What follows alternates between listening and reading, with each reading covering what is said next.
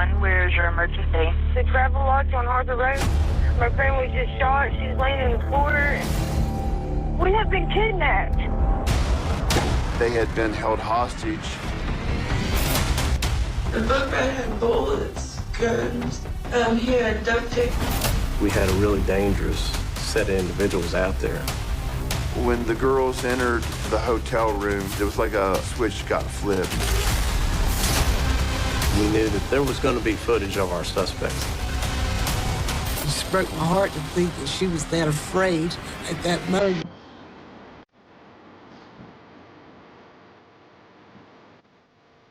"19-year-old Amber Meadows often stays at her aunt and uncle's house.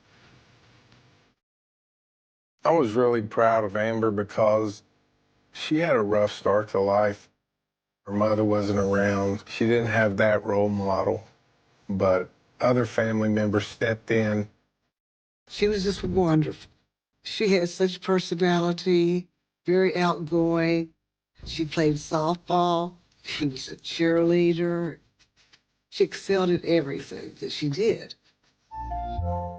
Amber was very smart. She was always doing great in school, always.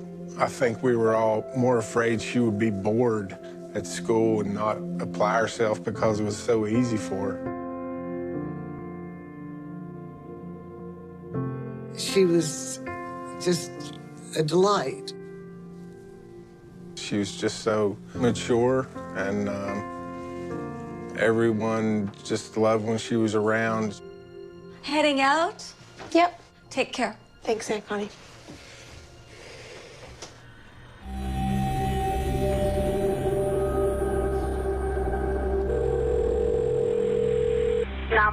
Where's your emergency?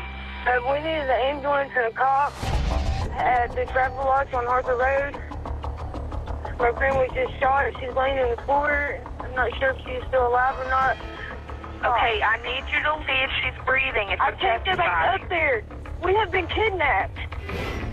We have been kidnapped since yesterday.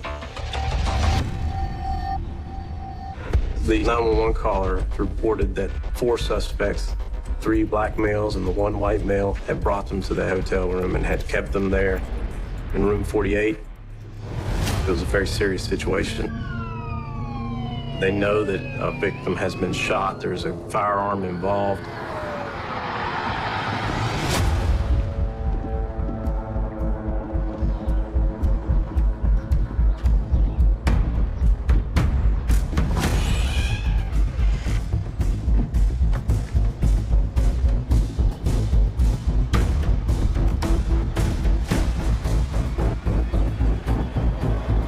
What they discovered was room 48 was unoccupied. They entered the adjoining room, room 47.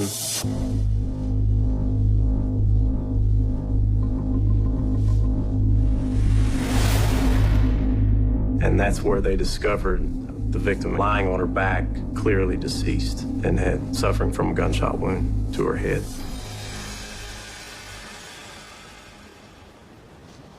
I arrived about 20 minutes after the initial 911 call. The responding officers find 2 females who are in the parking lot adjacent to the Travel Lodge Hotel. They were extremely emotional. You could tell they had been through a very traumatic incident. They were frantic, they were traumatized.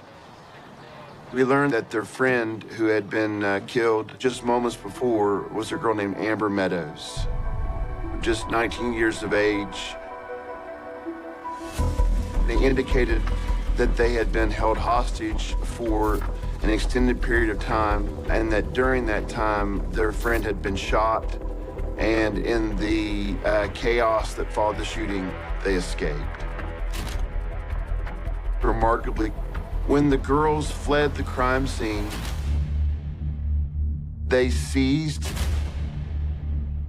the hooded white sweatshirt that had suspected blood on it. The officer said that this belonged to the suspect that they said shot their friend inside the hotel. So we knew that at that moment, that is a piece of evidence that we really need to have processed as quickly as possible.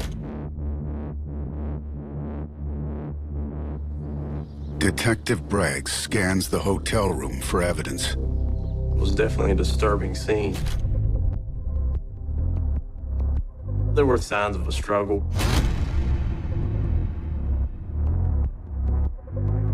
Chairs were overturned.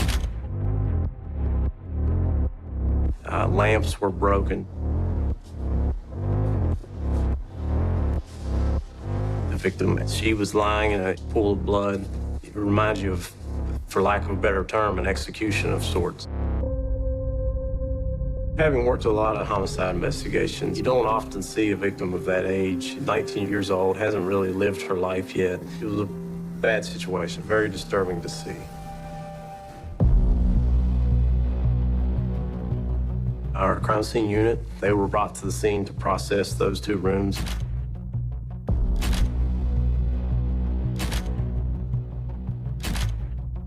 There were a number of items there that could potentially have some forensic value.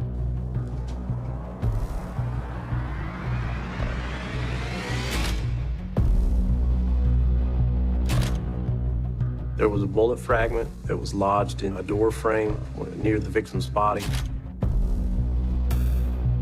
There was also small cardboard packaging, what we customarily would see as a divider in ammo boxes, ammunition packaging.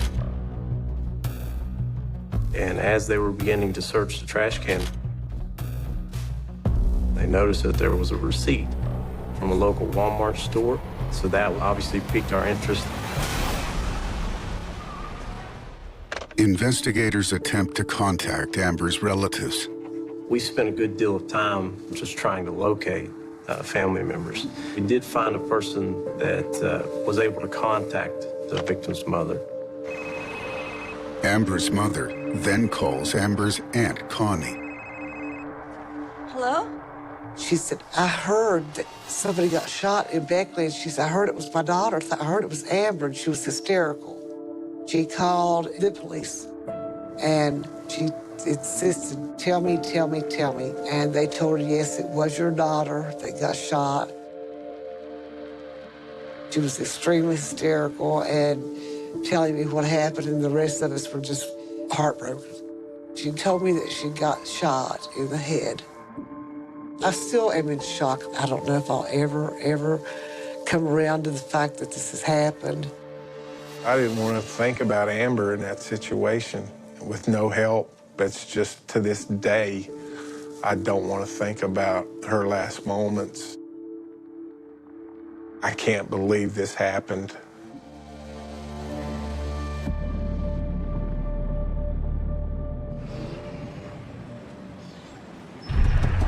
Back at the hotel, Detective Bragg hunts for more evidence. Once we began to look around, we noticed that there were multiple cameras around the hotel. So we were pretty excited. We wanted to find out who had rented that room. Can we see your security camera footage, please?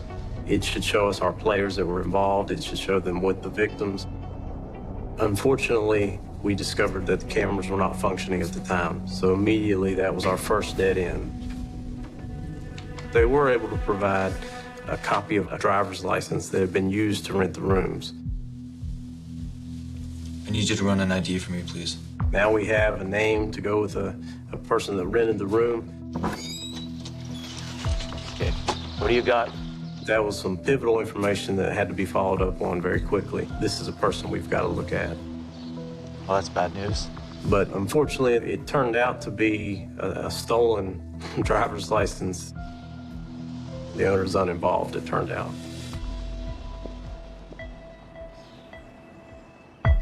Word comes back from the department that Amber's two friends are ready to talk. But to the best that you can, if you could just tell us what happened. Last night, we was at the gas station. Amber had put in to pee. And the car pulled up, and I all jumped out and opened all our doors. And I was just screaming.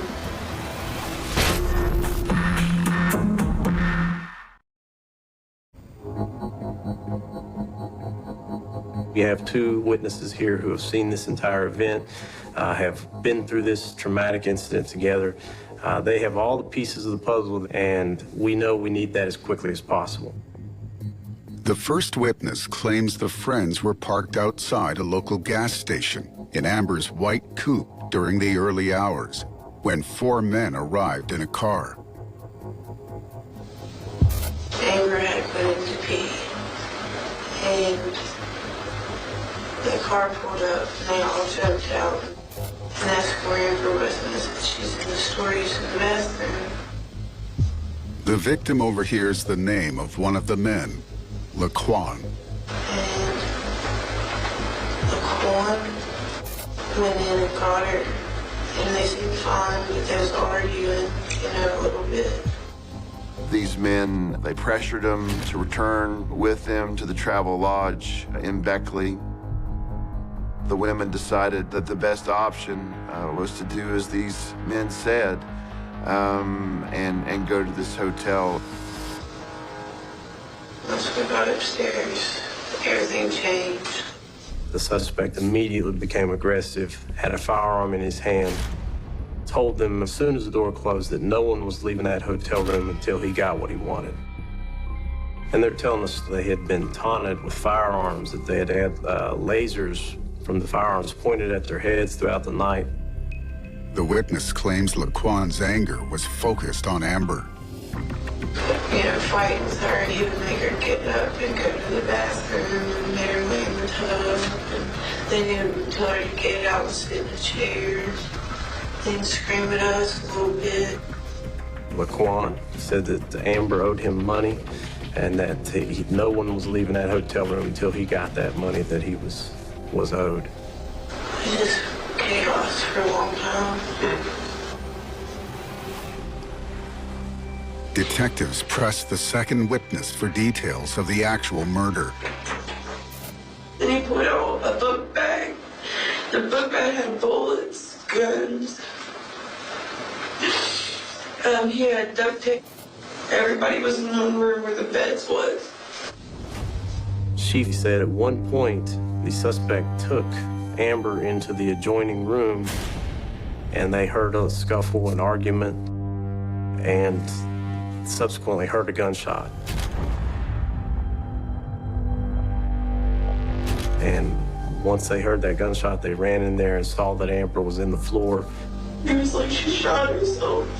I knew she did. She wouldn't have done that. At that point, everyone scattered. The suspects and the victims all ran from the hotel room. We knew that no weapons had been recovered to the scene, so these individuals were still armed at that time. We had a really dangerous set of individuals out there. We wanted to get them off the street as quickly as we possibly could.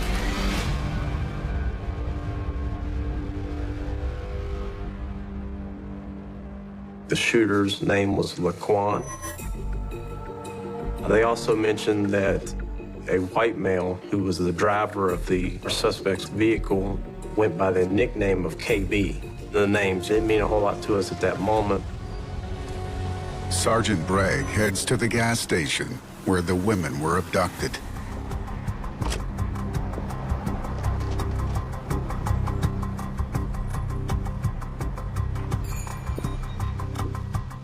Can I see all the security footage from yesterday evening, please? We hoped this was a trail we were going to be able to start down to identifying the people responsible. Can you cue it up for 12:45 a.m., please?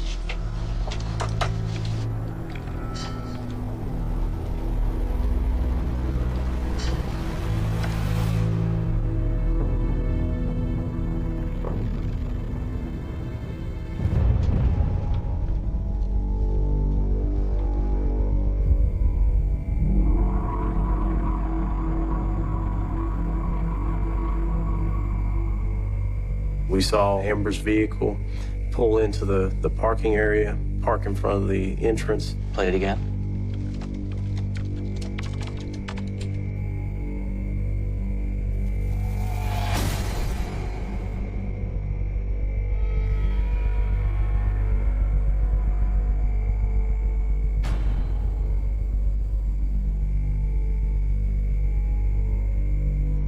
blind? Lay on.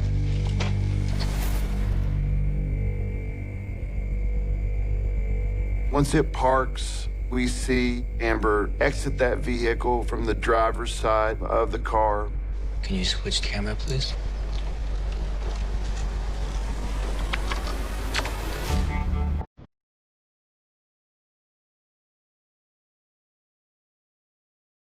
You see the victim walk inside and immediately go to the restroom.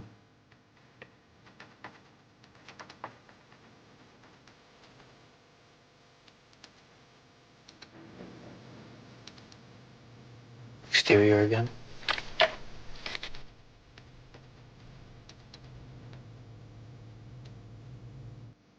We were waiting for the suspect vehicles to arrive on scene.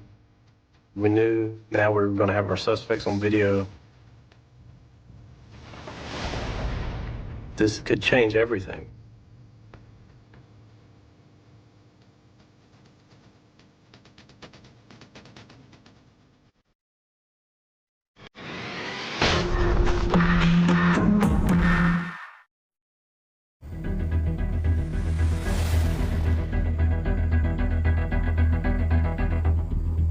The exterior camera shows a red Jeep Cherokee come onto the parking lot at a high rate of speed.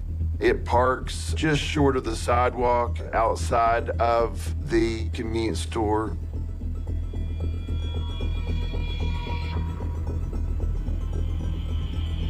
Four males exit the vehicle.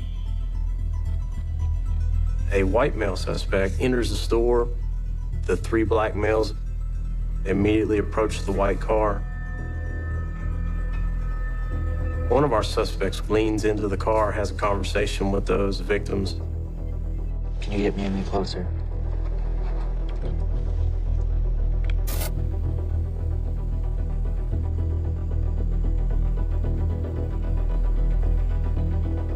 And then quickly goes inside the store.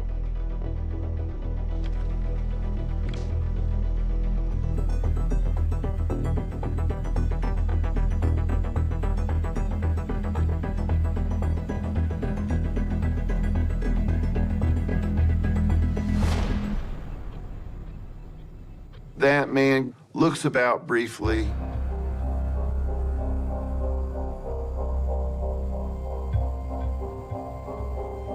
And then, really inexplicably, goes into the female restroom.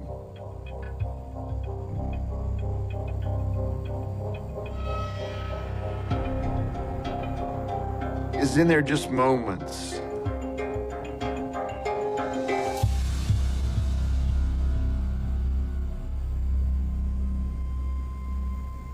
And comes out next to and escorting Amber Meadows out of the restroom.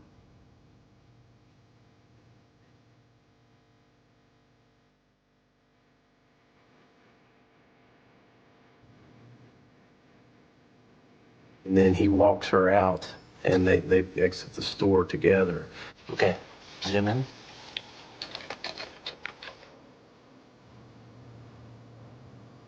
Detective Bragg looks for a detailed view of the suspect. Can you slow it down, please?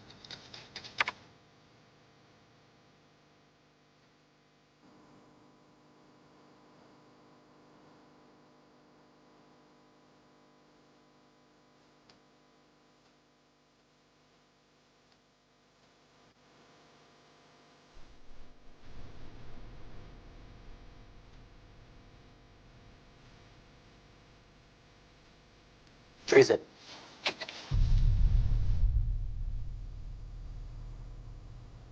The footage from the gas station wasn't a quality where we could immediately identify a person. Exterior again.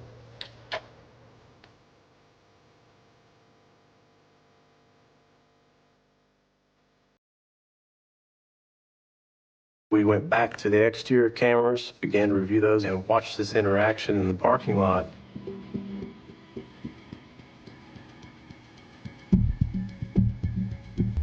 We actually see one of our suspects wearing a white hooded sweatshirt You actually see him remove that sweatshirt.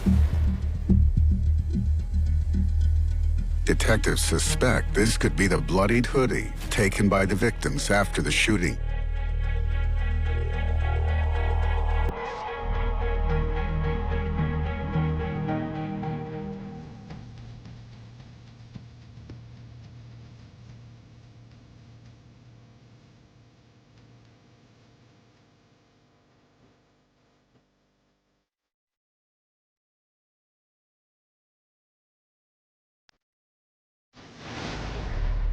He provides it to the suspect that entered the store, and you actually see him put it on.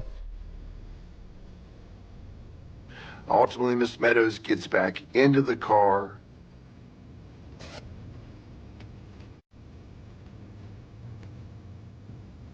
He appeared to urge one of his helpers, one of the other suspects, to get into the vehicle with our victims. They said that this guy had gotten in the car. They felt that that was to make sure that they came to the hotel that they were told to go to. And we can see finger pointing, gesticulations by this man toward Miss Meadows.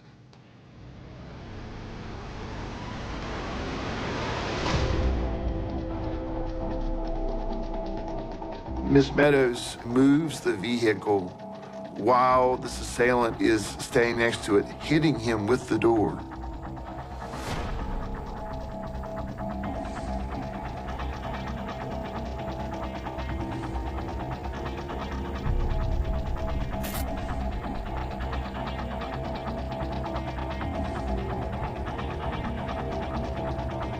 He approaches the middle hood of the vehicle. He pounds the hood of the vehicle, and then he goes to the passenger side.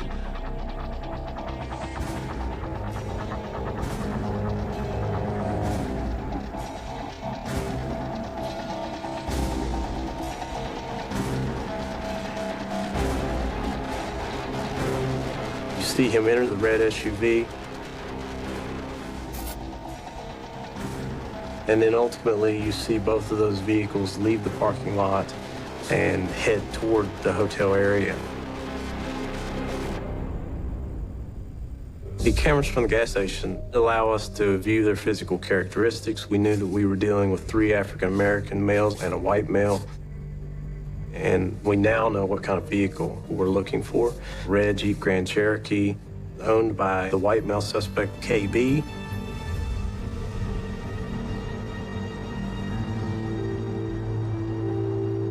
Police approach Amber's family for details on her personal life that could help identify her kidnappers. When Amber was 19, she was really in a different place than we'd ever seen. I really, to this day, have no idea what the big change was. Amber had begun to become distant from her family members. She was involved with people she should not be involved with. She was in a situation where there was a lot of drugs around. And it happened so quick, so quickly.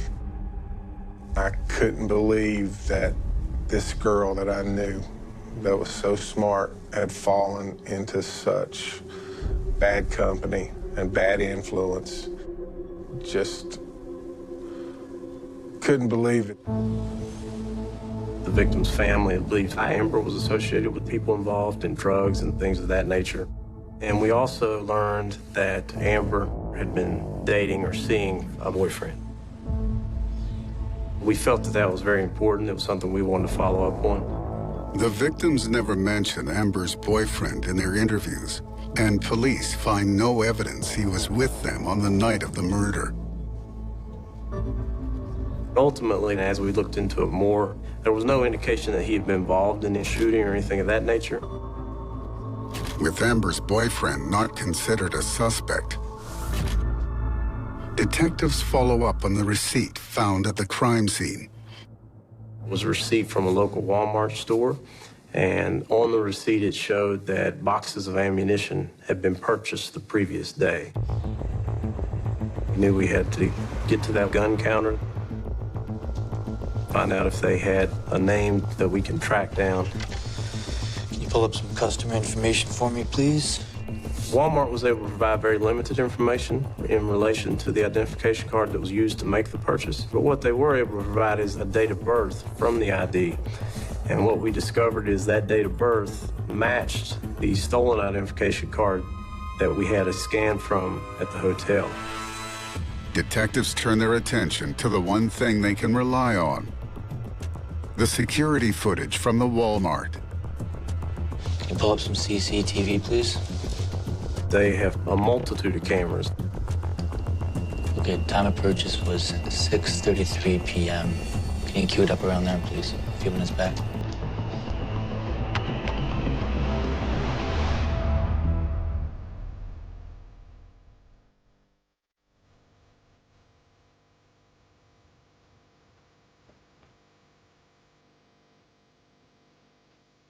Their surveillance system is wonderful, and the quality of the video is superb.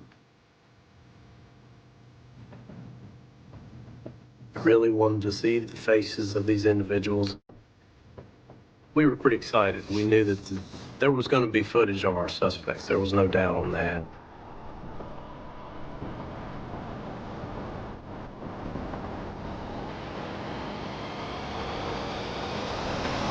We knew at that moment, this is a break in the case.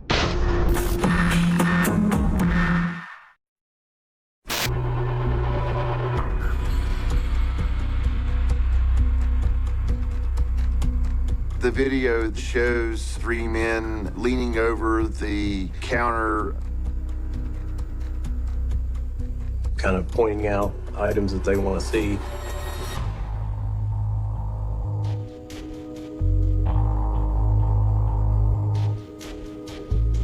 They retrieved 2 boxes of ammunition.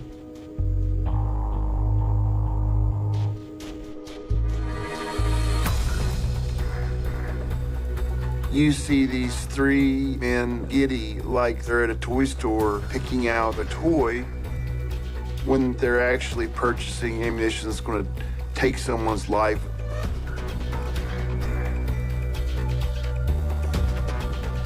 Okay, freeze it.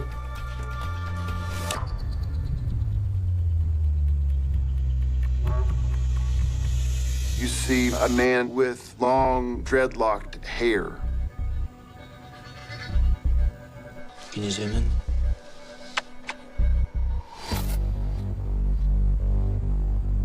All of the three individuals that were on that video matched the physical characteristics and images that we had seen from the gas station footage.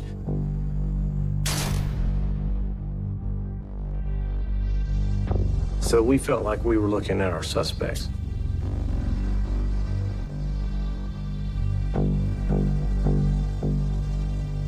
But it was extremely important to see who they were.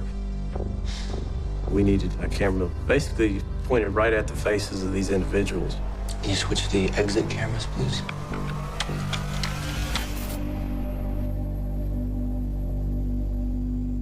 They had installed cameras in the entrance area of the store.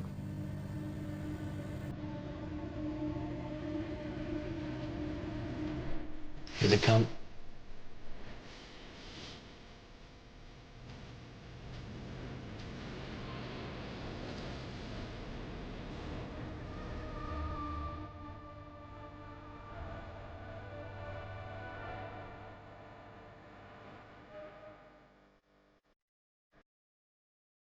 As you play the footage forward, you see them begin to exit the store.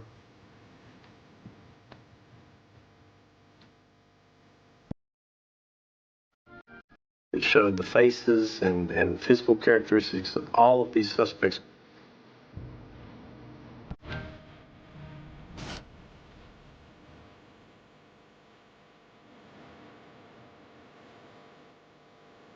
Freeze it there. Perfect.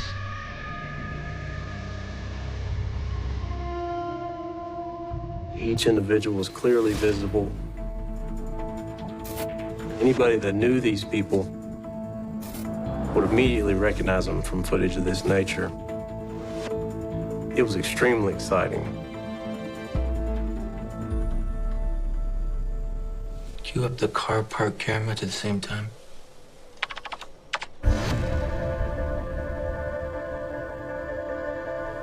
One of the things that we wanted to see was the video of this suspect vehicle leaving the scene with our suspects inside.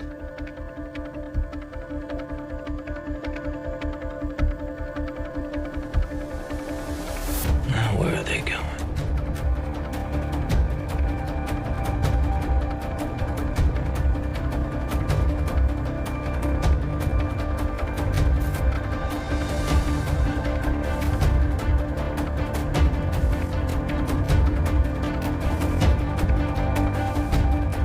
At a pretty significant distance, you see them enter a dark-colored vehicle. We knew it wasn't the red SUV that we had seen. And we could not see the white male who we had seen on the surveillance video at the convenience store. Can you rewind 20 minutes before they were buying ammunition?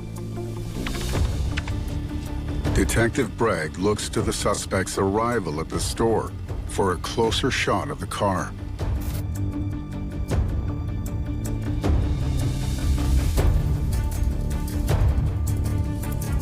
You see the vehicle rolling onto the lot of the Walmart.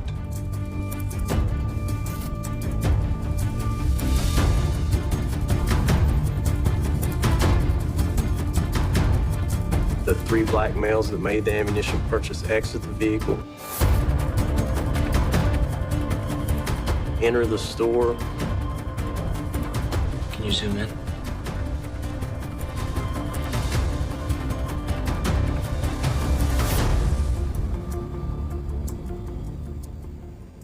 And a white male suspect exits the vehicle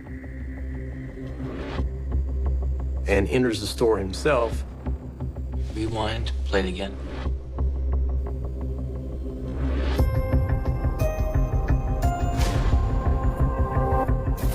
Detectives suspect this individual could be the white man seen at the gas station. And we were extraordinarily happy. We now had images that we could use to identify all four of our suspects. Pretty quickly on, one of the Raleigh County deputies identified the white male. It was Caleb Bird. Bragg is certain Caleb Bird is the man the victims referred to as KB. The officer was aware that Caleb Bird had recently been in control of a red Jeep SUV. Police trace Caleb Bird to his parents' apartment. One of our officers spotted the red SUV at that apartment complex. I told Caleb on the phone to walk outside with his hands clearly visible. I was able to take him into custody in front of the residence.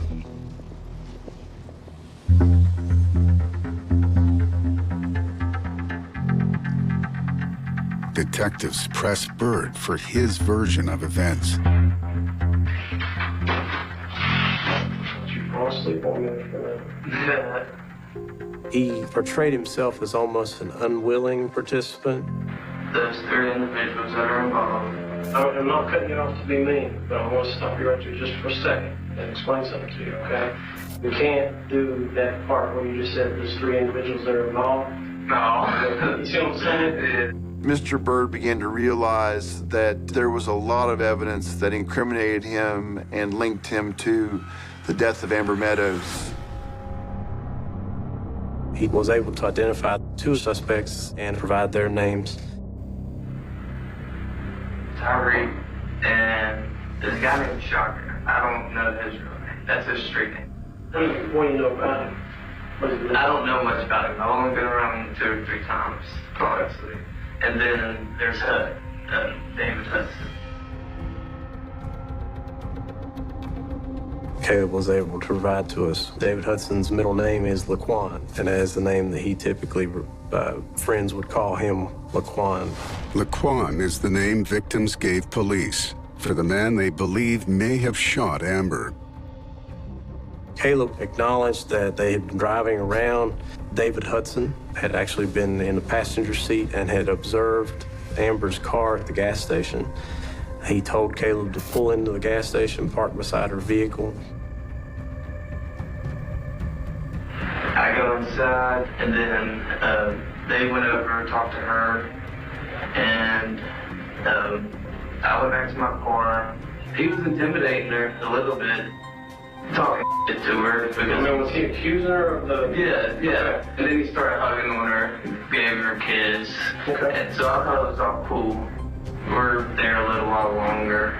Tyreek gets in the vehicle with them, Hudson and Shaka. They got in my vehicle, and we followed them to the traffic lights.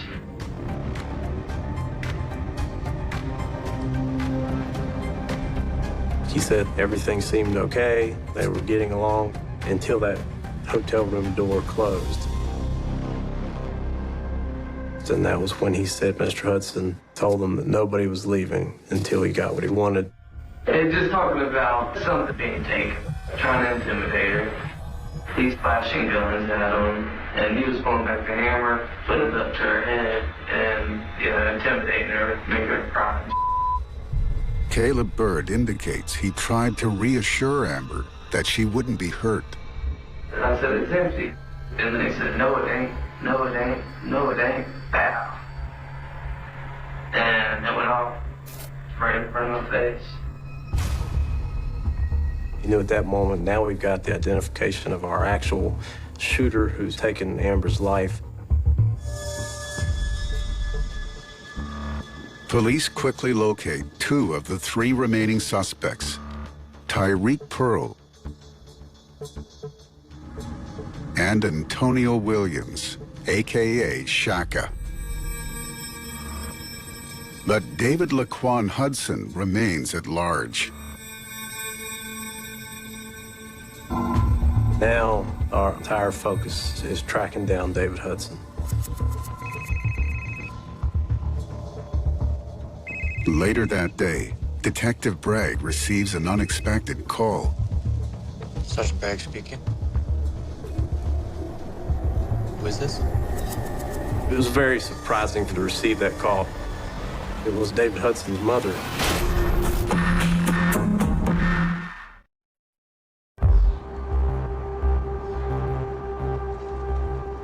David Hudson's mother contacted myself and advised me that he was willing to turn himself in.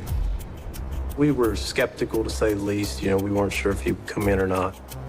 So simultaneously, we also had officers out searching residences. We went into a number of residences, checked areas that he frequented.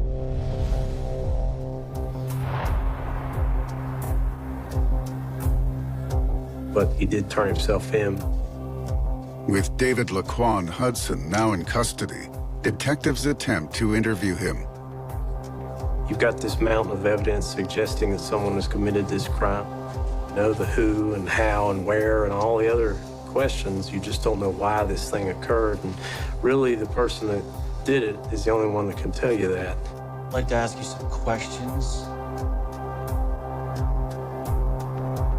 So when they refuse to talk to you, it's very frustrating. Despite David Hudson's refusal to tell the truth, the physical evidence cannot lie. That particular hoodie is the hoodie that was provided by the 911 caller when she initially encountered the law enforcement officers. Amber Meadows' blood was deposited on that hoodie, which is entirely consistent with a close-range shot in a confined space. The gas station surveillance footage was pivotal in that moment because it showed our suspect being the last person to wear that hoodie before arriving at the hotel.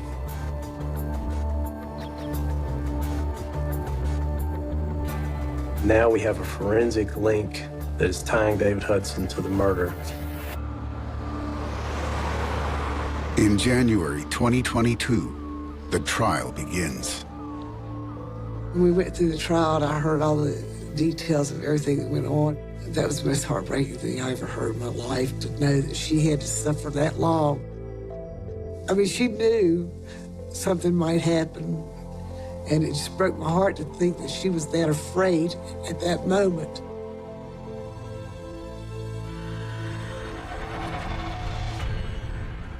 Antonio Roger Williams pleads guilty to kidnapping and voluntary manslaughter and is sentenced to 20 years. Tyreek Pearl and driver Caleb Bird plead guilty to conspiracy to commit kidnapping and murder. Both escape prison time in return for their testimonies.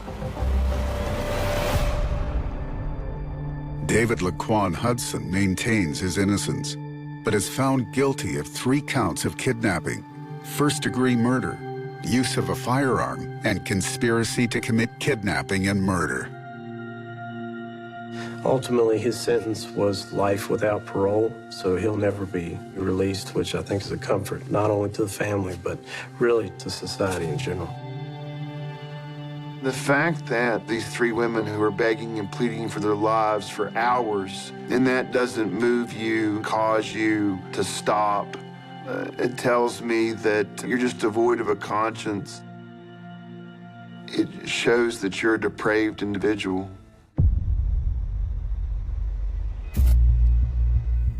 David Hudson never explains why he kidnapped Amber Meadows, but police think it may have been related to money. Everything points to the fact that Mr. Hudson was involved in some sort of transaction. There was a money issue of some sort. And ultimately, I think that Mr. Hudson chose to take out his anger on Amber because he wasn't able to access the individual involved. She was the proxy for something that she wasn't even responsible for. The CCTV reveals the true sequence of events on that tragic night. These 3 friends having a good time. They were just enjoying life. But there was a real transition at the gas station. David Hudson began to be nice to them, began to suggest that they come to a hotel. Got one of the other suspects to ride in the vehicle with the firearm.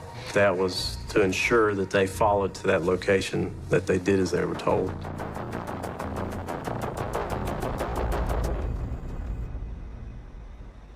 When the girls entered the hotel room, it was like a switch got flipped. All right, everybody, sit down now, everybody.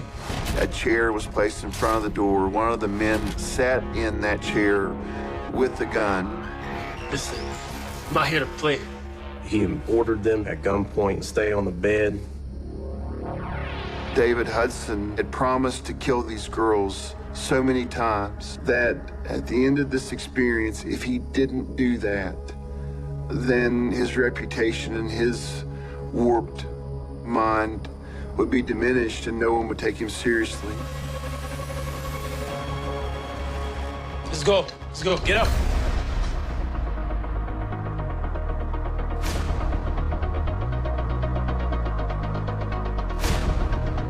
Hudson raises the firearm. He looks square at the back of Amber Meadows' head, pulls the trigger, and kills her instantly.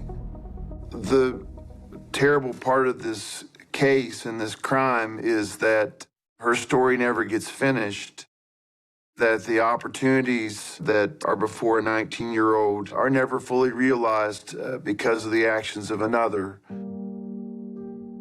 1 week after her murder, Amber is laid to rest. So many people came, and one of the saddest days of my life. I just remember all of us being around that day, just unbelievably devastated that this light was gone. I mean, at such a young age, she was just beginning to reach her potential. I want people to remember Amber as a kid who wanted to do all the right things. She was bright, she was funny, she had personality, she cared about her family. The fog in the valley doesn't just roll in. It settles like a shroud, clinging to the rotting timber of the abandoned sawmill on the edge of town, a place where 3 decades ago, the world stopped turning for 17-year-old Elias Vance.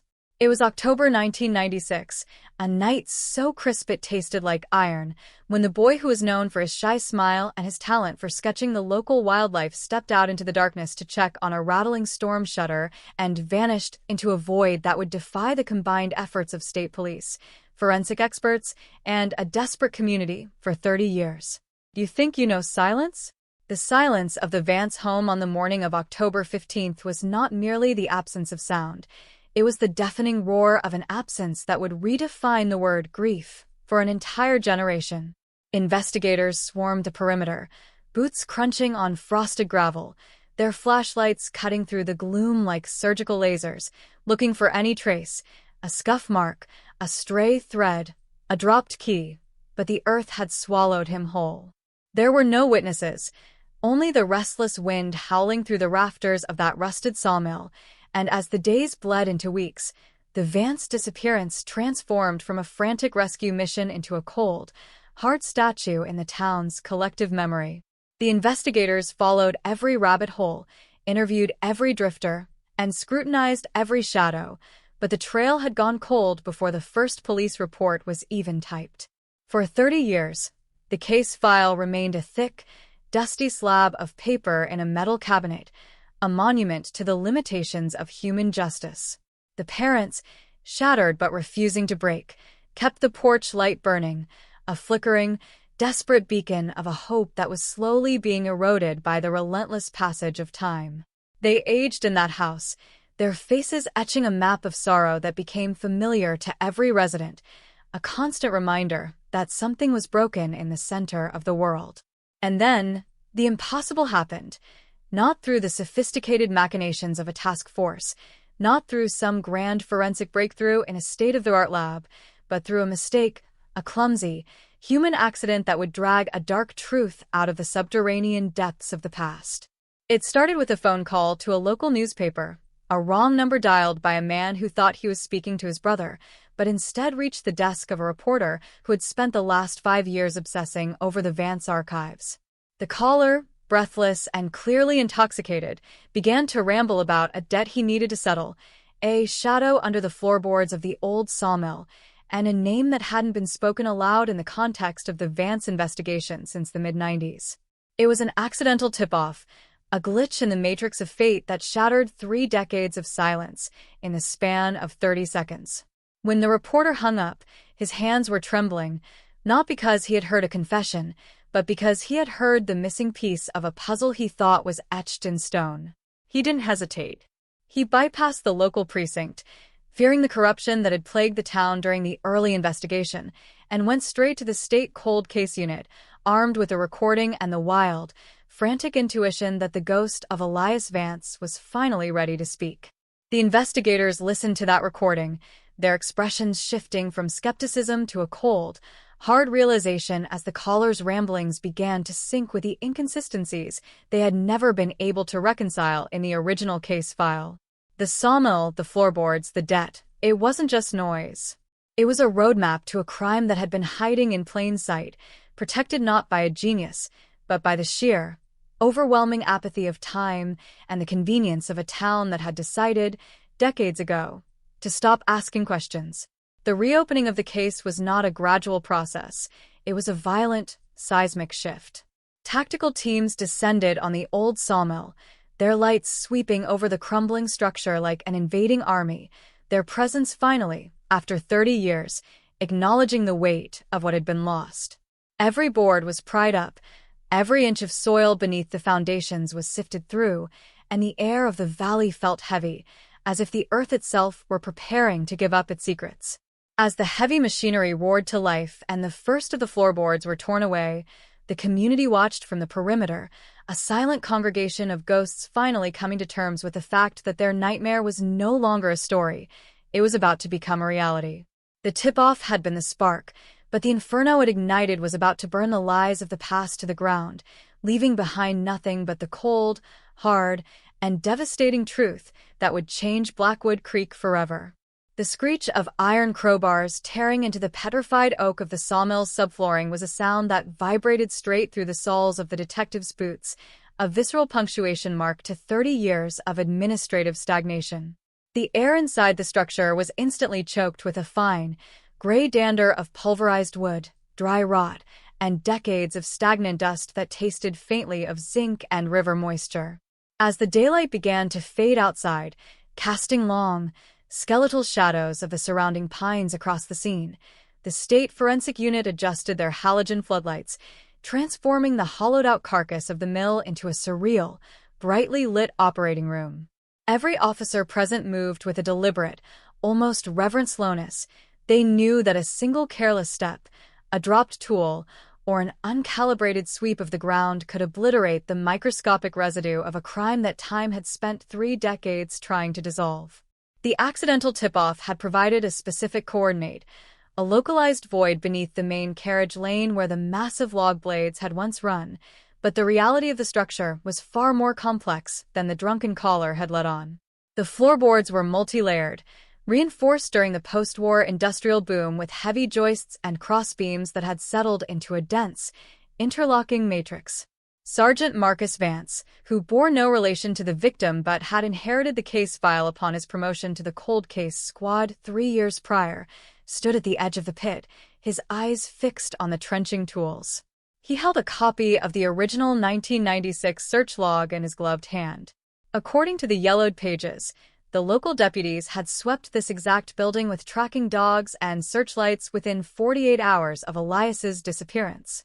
The reports noted, "Nothing anomalous observed," a phrase that Marcus now read with a bitter, internal cynicism. It was a testament to how easily the human eye can be deceived when it assumes a crime has taken place somewhere else, or when it is guided by a narrative pre-written by panic. As the third layer of damp timber was hauled away, revealing the crawl space beneath, the ground change was immediate. Unlike the hard-packed, gravelly clay of the surrounding yard, the earth under the central bay was loose, dark, and artificially level. The cadaver dogs, brought in from the state capital, had been circling the perimeter in a state of high agitation, their claws clicking frantically against the remaining wood until they reached the edge of the newly exposed soil. There, their demeanor shifted instantly. They didn't bark, they didn't whine. They simply dropped their bellies to the frozen ground, their noses pinned to a specific seam in the dirt. It was the definitive alert.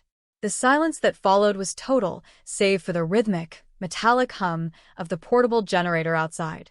The history of the town was about to split into 2 distinct eras, the long, agonizing myth of the missing boy and the cold, unyielding reality of what lay beneath the floorboards. The excavation began with hand trowels and fine brushes, a painstaking archaeology of violence. The forensic anthropologist, Dr. Elena Rostova, worked with a precision that seemed almost detached from the horror of the situation, scraping away thin ribbons of dark soil millimeter by millimeter. Within 40 minutes, the earth gave up its first secret, the corner of a synthetic fabric, its bright blue color preserved by the unique, oxygen-deprived environment beneath the floorboards. It was a fragment of a nylon windbreaker, the exact garment Elias Vance had been wearing when he walked out into the October night to fix a rattling shutter. The sight of that color, vibrant and garish against the dull gray mud, was a psychological shock to the officers standing watch. It was a direct, physical link to 1996, a sudden collapse of the 30-year buffer that had kept the tragedy at a safe, historical distance. The deeper the trowels bit into the soil, the more the architecture of the concealment revealed itself. This was not a hasty disposal, it was an engineered burial. The body had been placed within a shallow trench lined with heavy sheets of industrial plastic, then covered with a layer of quicklime, a crude attempt to accelerate decomposition and neutralize the scent, before the dirt had been shoveled back over the top and compacted with heavy weights. The calculation behind the act was chilling. It required time, tools, and an intimate familiarity with the mill's layout, specifically the hours when the facility was entirely unmonitored. The theory of a random drifter, a transient hitchhiker, or a sudden, impulsive runaway vanished into the damp air of the pit. Whoever had done this was a part of the landscape. They knew the routines of the watchmen, the structural weaknesses of the flooring, and the exact vulnerabilities of the local police force. Marcus watched as Rostova uncovered the remains, her movements fluid and practiced as she cataloged the placement of the skeletal structure. The skull showed clear signs of perimortem trauma, a blunt force impact to the occipital region that had shattered the bone in a starburst pattern, suggesting a heavy, unyielding instrument delivered from behind. There was no indication of defensive wounds, no fractured radius or ulna to suggest the boy had seen the blow coming.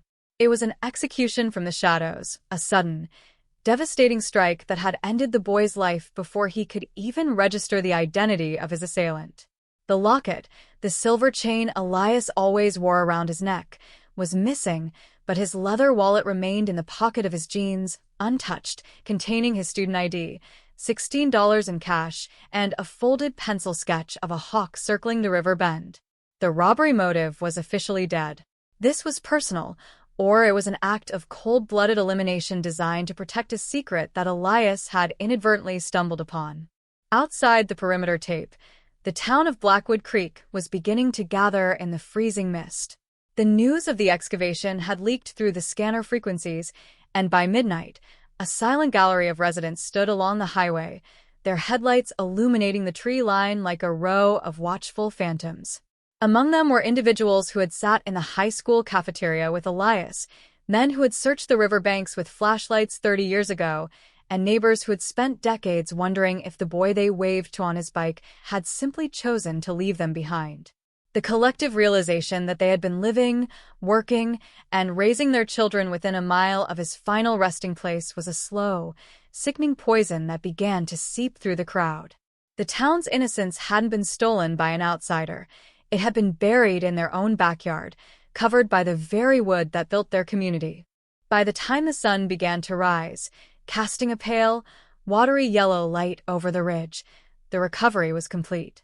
The remains of Elias Vance were placed into the back of a black forensic van, the doors clicking shut with a finality that felt like the closing of a tomb, though everyone knew the real investigation was only now beginning.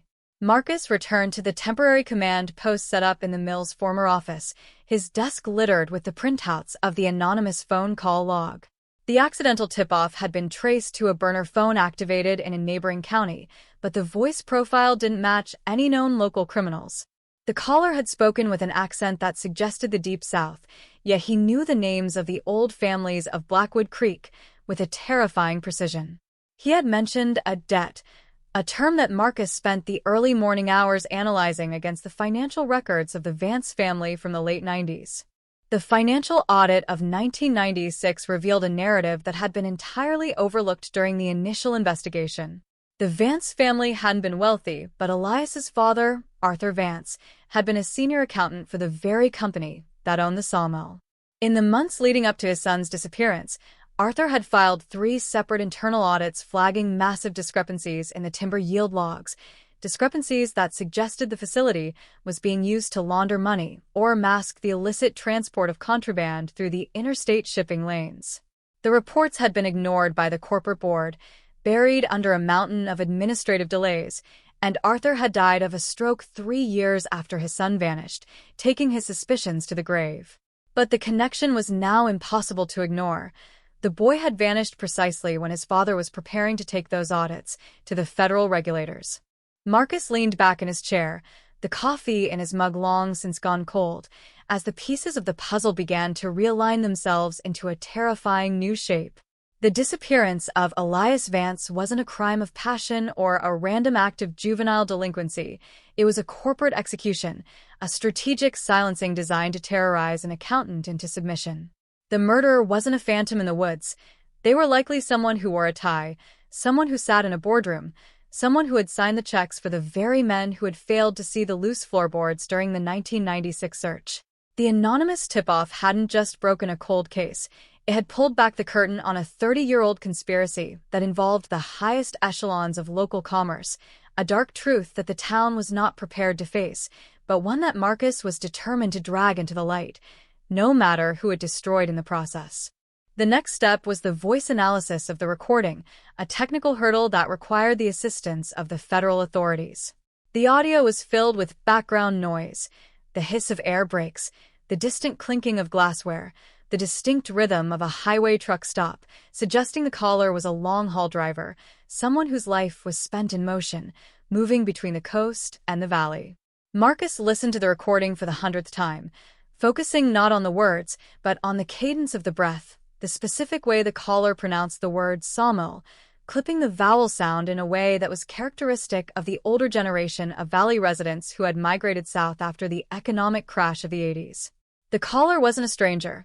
He was an exile, someone who had fled Blackwood Creek 30 years ago with blood on his hands or a secret in his chest, and whose conscience had finally caught up to him in the lonely dark of an interstate parking lot. As the morning light fully illuminated the precinct room, the state police issued their first official press release, a terse, heavily vetted statement that confirmed the identity of the remains found at the mill. The headline hit the digital wires within minutes, a stark, black-and-white declaration that sent a fresh shockwave through the county. Lost for 30 years.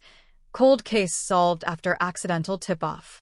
The media trucks were already beginning to arrive at the highway junction, their satellite dishes rising like metallic flowers against the gray sky, but Marcus ignored them. He was staring at a name on his suspect list, a name that had been crossed out in 1996 because of an ironclad alibi provided by a prominent local businessman. That businessman was now the mayor of Blackwood Creek, a man whose family had owned the timber mills for 3 generations, and whose shadow had lengthened over the valley just as surely as the pines that guarded the river bend. The investigation was no longer about a missing boy. It was a siege against the architecture of power that had kept the truth buried for 30 years. The confirmation of Elias Vance's identity acted less like a resolution and more like an incendiary device dropped directly into the fragile, preserved social structure of Blackwood Creek. The clinical precision of Dr. Rostova's preliminary forensic report left no room for the town's preferred brand of nostalgic denial. The boy had not run away. He had not started a new life under an assumed name in some distant coastal city, and he had certainly not vanished into the ether by his own volition. He had been struck down from behind with an 18-inch iron uncoupling lever, a standard piece of machinery common to the sawmill's old timber transport carts, and his body had been systematically hidden beneath 3 layers of corporate infrastructure. The blunt force trauma was catastrophic, a lethal fracture that signaled absolute, unmitigated intent. This was a calculated elimination, and the realization that the instrument of death was a tool forged and used within the valley itself turned every local history into a potential confession. Marcus Vance spent the 48 hours following the excavation locked inside the windowless records room of the state cold case headquarters, surrounded by the physical detritus of the 1996 financial landscape. The link between the murder and the internal audits authored by the victim's late father, Arthur Vance, was no longer a speculative theory. It was a visible, bleeding artery in the documentation. Marcus traced the movement of timber shipping manifests from the 3rd quarter of 1996, cross-referencing them against the banking records of the Blackwood Lumber Consortium, the corporate entity that had absorbed the independent mills just 6 months before Elias disappeared. What he found was a classic, heavy-handed double-ledger system. The volume of white pine and oak leaving the valley via the Northern Rail Spur did not match the revenue reported to the State Tax Franchise Board by nearly 40%. Millions of dollars were moving through the valley in cash, disguised as bulk weight shipments, during the exact 3-month window when Elias began his final semester of high school. The name that kept appearing at the bottom of every approved shipping manifest, every corporate restructuring authorization, and every internal security directive was Thomas Albright Sr., the patriarch of the family that currently held both the political machinery of the mayor's office and the majority share of the valley's remaining real estate. In 1996, Albright had been the managing director of the consortium. Today, his son, Thomas Albright Jr., occupied the mayoral seat, projecting an image of progressive civic revival that was entirely dependent on the town forgetting the violence that had funded its foundation. The original 1996 alibi file for the elder Albright was a masterpiece of small-town bureaucratic protection. It consisted of a 2-paragraph statement signed by a former shift supervisor named Dale Fletcher, who claimed that Albright was 300 miles away at a timber grading convention in Portland on the night Elias vanished. There were no hotel receipts, no travel logs, and no corroborating witness statements from the convention itself, just Fletcher's unprompted, defensive signature on a piece of official police stationery. Marcus pulled Fletcher's current profile from the state database. The man hadn't left the valley. He hadn't advanced in the corporate hierarchy either. Instead, he lived in a decaying double-wide trailer on the muddy flats near the southern bend of the river, his life sustained by a monthly retainer paid out from a blind trust managed by the Albright family's primary legal firm. It was a classic arrangement. Hush money disguised as a corporate pension, an insurance policy against the awakening of a conscience that had been purchased for pennies on the dollar in the winter of 1996. Marcus dialed the number for the State Forensic Audio Lab, where the accidental tip-off recording was undergoing a granular frequency breakdown. He needed to know if the desperate, gravelly voice on that tape, the voice that spoke of floorboards and unpayable debts, belonged to the man who had signed away the truth 30 years ago.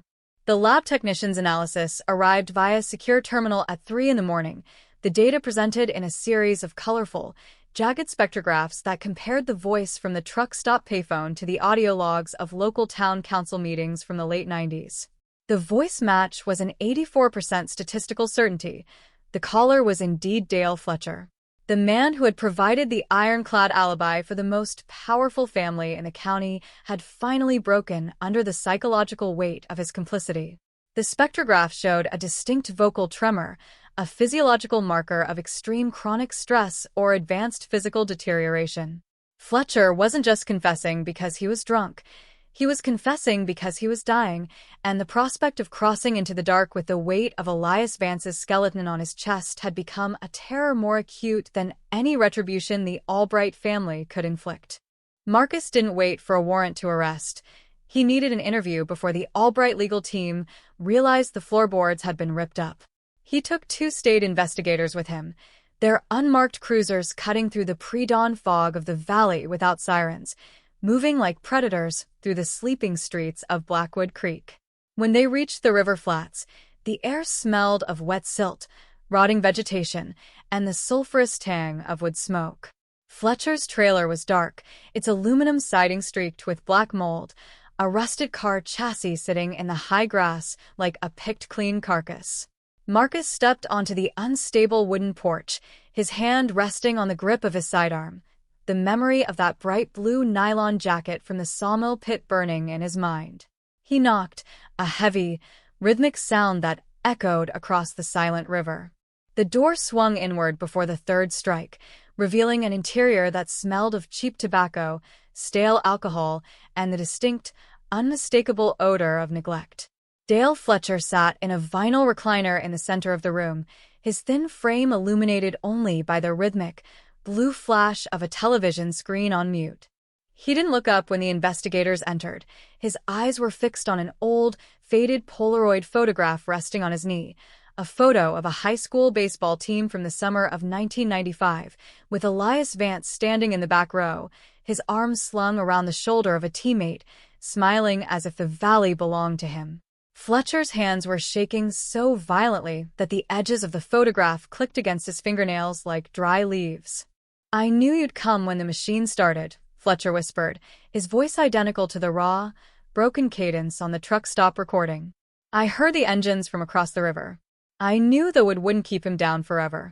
30 years. 30 years of watching that water run by, wondering when the dirt would finally spit him back out. He didn't offer a defense. He didn't ask for a lawyer. The accidental tip-off hadn't been an accident at all. It had been a calculated suicide of his own secrecy, a deliberate misdial designed to force the hand of a system that had ignored his guilt for a generation. Marcus knelt in front of the old man, his voice dropping into a low, authoritative register that filled the cramped room. "Tell me about the night at the mill, Dale. Tell me what Thomas Albright paid you to cover up." The confession that followed was a torrent of historical poison, a detailed recitation of a corporate execution that had been organized within the paneled walls of the Blackwood Country Club. Fletcher described how Elias Vance had been tracking a stray hunting dog into the sawmill yard on that October night, entirely unaware that a crew hired by Albright was unloading an unscheduled shipment of unmarked crates from a Canadian railcar. The boy hadn't been looking for a conspiracy. He had simply been in the wrong place at the exact moment the corporate facade slipped. He had seen the cash, he had seen the security team, and before he could turn to run, Thomas Albright Sr. had ordered the shift supervisor to clear the floor. Fletcher hadn't struck the blow himself. He claimed it was Albright's personal driver who used the iron lever, but he had been the one to assist in prying up the heavy planks of the central bay, the one who purchased the quicklime from the agricultural supply store under a false account, and the one who had spent the last 30 years ensuring that the search teams looked everywhere except beneath their own feet. As Fletcher spoke, the state investigators recorded every syllable, the digital audio meters bouncing into the red as the details of the burial matched the forensic findings from the mill with absolute accuracy. The conspiracy was no longer an abstract historical concept. It was a living, breathing criminal enterprise that linked the dead past directly to the current political leadership of the valley. The alibi that had protected Thomas Albright Sr. for 30 years had been a lie bought with cash and maintained through systemic intimidation. Fletcher signed the written statement just as the sun broke over the eastern ridge, his signature a jagged, desperate scrawl that signaled the final collapse of the Albright Empire's foundation. Marcus stood on the porch of the trailer, watching the morning light chase the fog out of the timber stands. The valley looked peaceful, almost beautiful in the pale yellow glare of the dawn, but he knew the peace was an illusion. The headline was already changing on the digital networks, shifting from a story of a found body to a narrative of systemic corruption, lost for 30 years, cold case solved after accidental tip-off. The media trucks were migrating from the sawmill to the town hall, their cameras pointing at the stone pillars of the municipal building where Thomas Albright Jr. was scheduled to give a speech on economic development at noon. The trap was set, the evidence was ironclad, and the ghost of Elias Vance was no longer screaming from beneath the floorboards. He was marching up the courthouse steps, backed by 30 years of unavenged data and the broken conscience of the men who had tried to erase him from the world. The signed confession of Dale Fletcher sat on the dashboard of Marcus Vance's cruiser like a live, unexploded ordnance, its chemical scent of blue ink and damp paper filling the vehicle as the morning sun hit the windshield. The transition from a historical inquiry to an active, high-stakes political assassination of the town's ruling dynasty was now instantaneous. Marcus didn't return to the local precinct. The local police force was an extension of the Albright family's patronage network, a collection of uniformed shirts whose salaries were effectively subsidized by the municipal bonds controlled by the mayor's office. Instead, he routed the transport of Fletcher directly to the county detention facility 2 jurisdictions away, isolating the witness from the local apparatus before the first telephone calls could be placed from the river flats. By 9 a.m, the steps of the Blackwood Creek Town Hall had been converted into a technological forest of television camera tripods, satellite cables, and local reporters shivering in the October wind. The scheduled press conference by Mayor Thomas Albright Jr., originally intended to announce a multi-million-dollar riverfront commercial development project, had been completely hijacked by the forensic reality unfolding less than 2 miles away at the sawmill. The media wasn't interested in zoning permits or property tax abatements anymore. They were holding printouts of the state police bulletin confirming that the remains of Elias Vance had been extracted from a corporate grave. The air was thick with the distinct, electric tension that precedes a public unmasking. Marcus parked his unmarked cruiser at the rear municipal entrance, bypassing the media gauntlet entirely. Accompanied by 2 state investigators carrying the original 1996 evidence crates, he walked through the basement corridors of the building, his boots echoing against the terrazzo floor with a flat, rhythmic finality. They ascended the service stairs directly to the executive suite, where the murmur of panicked voices could be heard through the heavy mahogany doors. When Marcus pushed the door open, the scene inside was a perfect snapshot of a political dynasty in a state of sudden, catastrophic decompression. Mayor Albright Jr. was standing by the window, his cell phone pressed to his ear, his face the color of skimmed milk as he watched the media crowd gather out front. His chief of staff was frantically shredding documents in a corner basin, the mechanical whine of the machine cutting through the ambient panic of the room. In a leather armchair near the fireplace sat Thomas Albright Sr., the patriarch. At 78 years old, the elder Albright still possessed the hard, predatory eyes of the timber baron who had consolidated the valley's economy in the 70s. He didn't look at the shredder. He didn't look at his panicked son. His eyes fixed instantly on the blue evidence folder in Marcus's hand. "Marcus," the mayor stammered, dropping his phone onto the desk without disconnecting the line. We were just preparing a statement regarding the tragic news from the mill. The town is devastated. My father and I have already directed the municipal archives to cooperate fully with your unit."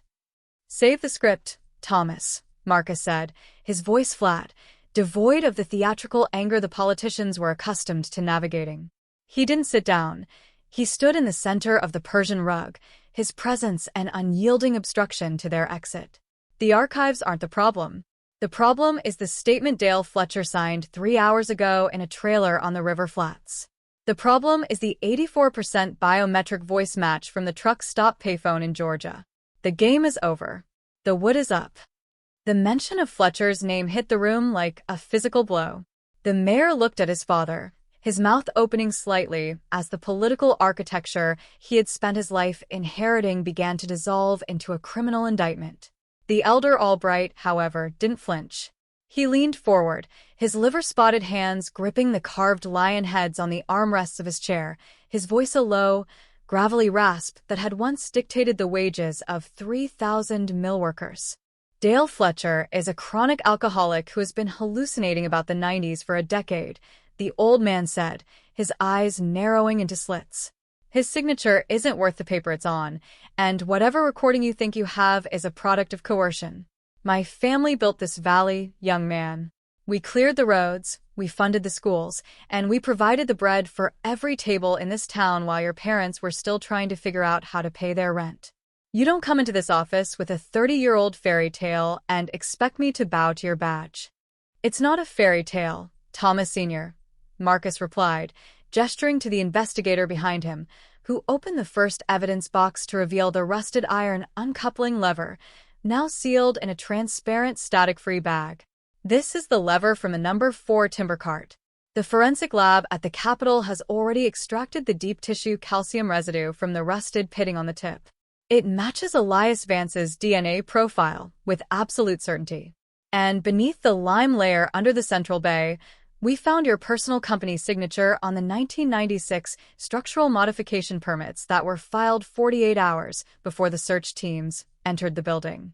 You didn't just order the kill, you signed the work orders to seal the floor." The silence that followed was total.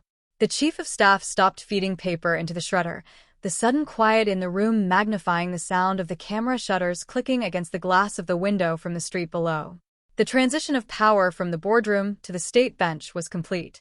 Marcus pulled 2 sets of standard-issue steel handcuffs from his belt, the metallic click of the ratchets sounding like a starting pistol in the small room. The arrest of both the patriarch and the current mayor of Blackwood Creek was executed without a struggle, but the psychological impact on the community outside was a rolling wave of disorientation. When the rear garage doors of the town hall opened and the unmarked cruisers emerged with the Albright men in the back seats, their faces obscured by the tinted glass, the crowd didn't shout. They didn't cheer. They simply watched in a collective, stunned silence. The town's entire understanding of its own history was being forcibly rewritten in real time. The men who had been treated as the architects of their prosperity were being exposed as the custodians of a graveyard, their wealth not a product of industrial ingenuity, but the dividends of a 30-year-old homicide concealment. Marcus drove away from the municipal center as the state police began the systematic process of sealing the building's administrative offices under a federal asset forfeiture warrant. The electronic ledgers of the Blackwood Lumber Consortium were being downloaded by cyber-forensic units, searching for the digital trail of the money that had moved through the Northern Rail spur, while Elias Vance's jacket was rotting in the dark. The headline on every local and national network had converted into a permanent, bold declaration of institutional collapse. Lost for 30 years. Cold case solved after accidental tip-off. He drove toward the edge of town, toward the modest, weather-beaten bungalow where Arthur Vance's widow, Martha, still lived alone. She was 81 now, her fingers arthritic, her life reduced to the parameters of a small garden and the front porch where she had spent 3 decades watching the road for a boy who could never come back. When Marcus pulled into the gravel driveway, the car's tires crunching softly in the frost, he saw her sitting through the window, a cup of tea untouched on the table beside her, her eyes fixed on the television screen where the live footage of the town hall raid was playing on a continuous loop. Marcus stepped onto the porch, his hand hesitating on the screen door. For 30 years, every officer who had knocked on this door had brought nothing but empty promises, bureaucratic excuses, and the slow, agonizing poison of false hope. Now he was holding the finality of the truth. He opened the door and walked into the kitchen, the warmth of the wood stove hitting his face, the house smelling of cinnamon and old books, the same smell, he imagined, that Elias had left behind on that October night in 1996. Martha didn't look up immediately. Her eyes remained on the screen as the images of Thomas Albright Sr. being escorted down the courthouse steps played out in high-definition contrast. A single, clear tear rolled down the deep creases of her cheek, catching the morning light like a drop of dew on dry bark. "They found him, Marcus," she whispered, her voice barely a breath against the crackle of the wood stove. "They found my boy." Marcus knelt beside her chair, taking her cold, frail hand in his own. "He's out of the dark, Martha. He's out from under the floorboards. The men who did it are in steel, and the wood will never hide them again." The transformation of her grief from the active, frantic agony of the unknown into the heavy, sorrowful finality of the truth was a visible process. Her shoulders dropped. The rigid tension that had held her frame together since the Clinton administration seemed to evaporate, leaving behind only the fragile reality of an old woman who could finally, after 10,000 days of waiting, let go of her vigil. The porch light, which had burned through 30 winters of fog and rain, was turned off that afternoon, its small yellow bulb dark for the first time since 1996. But as the valley settled into the reality of the arrests, Marcus knew the biter work was far from over. The legal battle would be a siege against the most expensive defense attorneys the state could muster, men who would spend months trying to suppress Fletcher's confession, challenge the biometric voice analysis, and exploit the chain of custody gaps in evidence that had sat in a changing precinct repository for 3 decades. The architecture of power doesn't disappear just because its leaders are in cuffs. It fights back with the momentum of its own accumulated resources. But as Marcus looked back at the old sawmill from the highway ridge, its rusted roof now covered in police tape and halogen stanchions, he knew the foundation had been cracked beyond repair.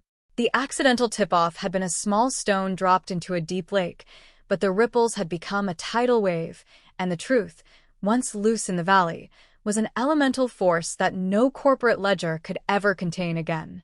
The strategic isolation of Thomas Albright Sr. and his son inside the county detention facility did not completely halt the momentum of their defensive apparatus.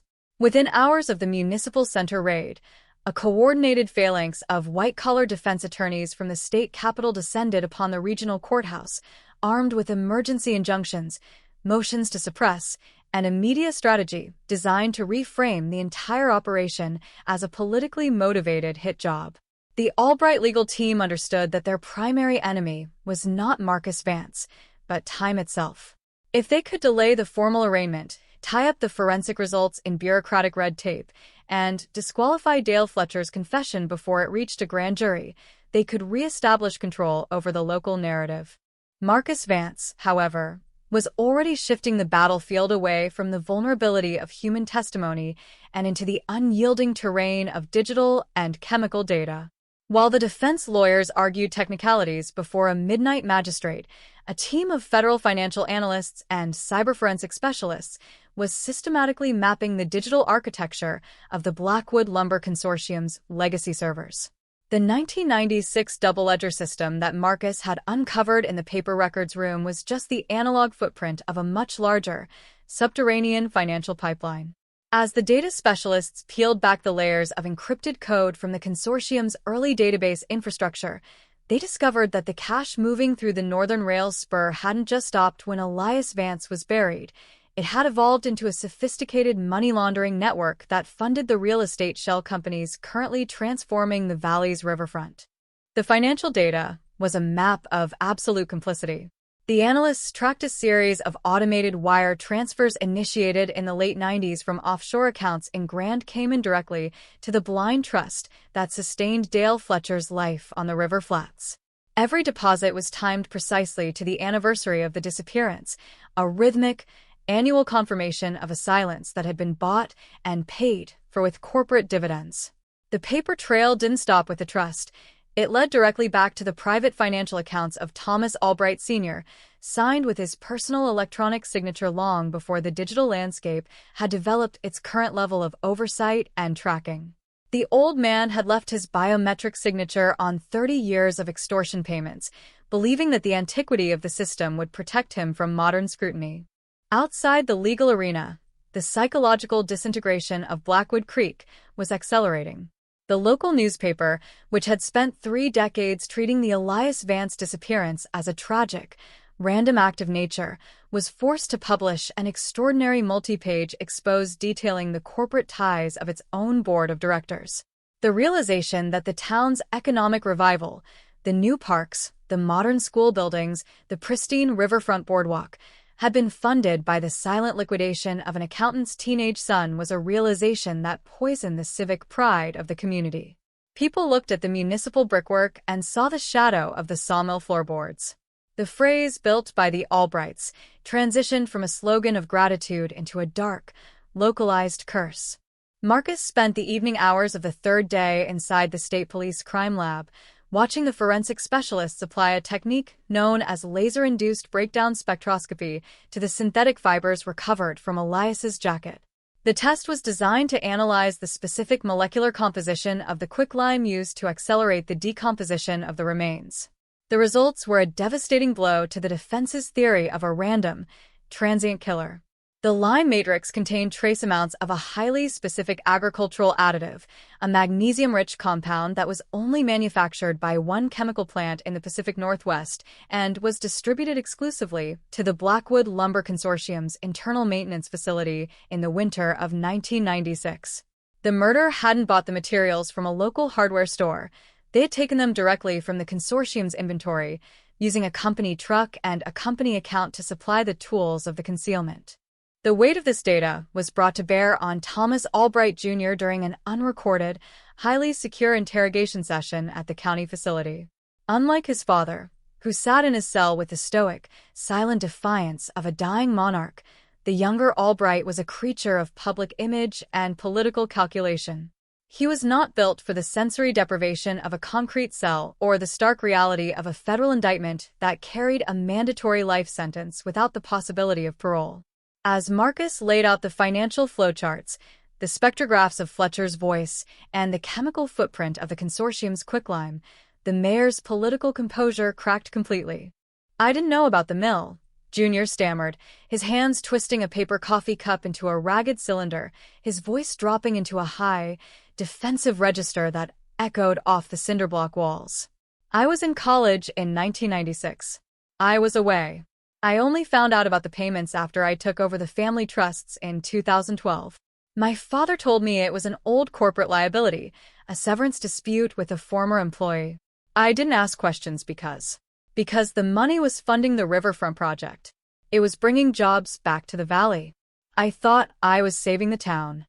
"You weren't saving the town, Thomas," Marcus said, his voice dropping into a low, predatory murmur that forced the younger man to look up. "You were managing an active concealment. Every time you authorized a payout from that blind trust to Dale Fletcher, you were buying another year of silence for your father's hammer. You signed the disclosure forms for the municipal bonds while knowing that the assets securing those bonds were built on a grave. That makes you a co-conspirator to a capital felony, and the state doesn't care if you didn't hold the iron lever." The younger Albright's breakdown was the turning point in the legal siege. Desperate to protect his own future and avoid the maximum security fate that awaited his father, Junior agreed to sign a comprehensive proffer agreement, documenting 30 years of internal family conversations, secret ledgers, and corporate communications that detailed the maintenance of the cover-up. He confirmed that his father had kept a private safe in the basement of the Albright estate, a reinforced vault that contained the original 1996 financial records, the unredacted internal audits authored by Arthur Vance, and the silver locket that had been stripped from Elias's neck before his body was lowered into the lime pit. The patriarch had kept the trophy not out of sentimentality, but as an insurance policy against his own partners, a tangible piece of leverage that guaranteed their loyalty until the day he died. Armed with the search warrant generated by the mayor's confession, a convoy of state police cruisers and tactical vehicles moved out toward the Albright estate at midnight. The property sat on a high ridge overlooking the valley, a sprawling, neo-colonial mansion surrounded by manicured lawns and guarded by ancient oaks that had been preserved from the original timber clearances. The house was a symbol of the family's dominance, a physical statement of their elevation above the mundane struggles of the town below. When the tactical teams breached the ornate iron gates, their headlamps illuminating the white pillars of the facade, the illusion of immunity vanished completely. Marcus led the search team down into the subterranean levels of the mansion, bypassing the wine cellars and the private screening rooms to reach the reinforced steel door of the family vault. The extraction of the safe's contents was an exercise in forensic archaeology. As the safe crackers drilled through the heavy locking mechanisms, the air in the basement became heavy with the scent of old paper, leather, and machine oil. When the door finally swung open, Marcus reached into the dark interior and pulled out a tarnished steel box that bore the faded emblem of the Blackwood Lumber Consortium. Inside the box lay the absolute confirmation of the conspiracy. The original paper audits written by Arthur Vance were there, every page detailing the systematic theft of millions of dollars from the valley's economy, the margins covered in the elder Albright's aggressive, red ink notations detailing how the reports were to be suppressed and how the accountant was to be controlled. And beneath the paper lay a small, velvet-lined case. Marcus opened it to reveal the silver chain and the locket Elias Vance had worn on the night he vanished. The silver was completely black with tarnish, but when Marcus clicked the latch open, the small, faded photograph inside was still legible, a picture of a young Martha Vance holding her infant son in the garden of the bungalow, smiling with a joy that had been systematically extinguished 30 winters ago. The recovery of the locket was the final, devastating piece of evidence that broke the back of the Albright defense. There was no longer any room for arguments regarding Dale Fletcher's alcoholism or Thomas Jr.'s ignorance. The physical evidence of the victim's personal property had been found inside the patriarch's private safe, surrounded by the documentation of the corporate crime that had motivated the murder. The headline on the morning news wire shifted from an investigation update to a definitive declaration of systemic defeat for the valley's elite, lost for 30 years. Cold case solved after accidental tip-off. The architecture of power had been dismantled, its secrets exposed to the raw, unyielding light of the law, and the ghost of Elias Vance was finally ready to leave the valley, his long, painful vigil concluded by the weight of the data his father had died trying to protect.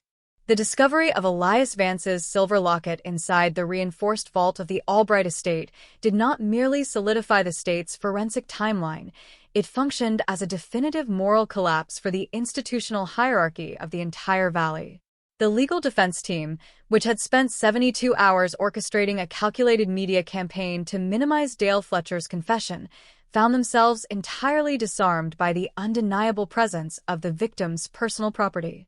A trophy of a 30-year-old homicide, preserved alongside the very corporate audits that dictated the motive for the execution, was an evidentiary reality that no high-priced appellate strategist could suppress. The narrative of a random drifter, a sudden juvenile flight, or a local police department's honest mistake was permanently dead.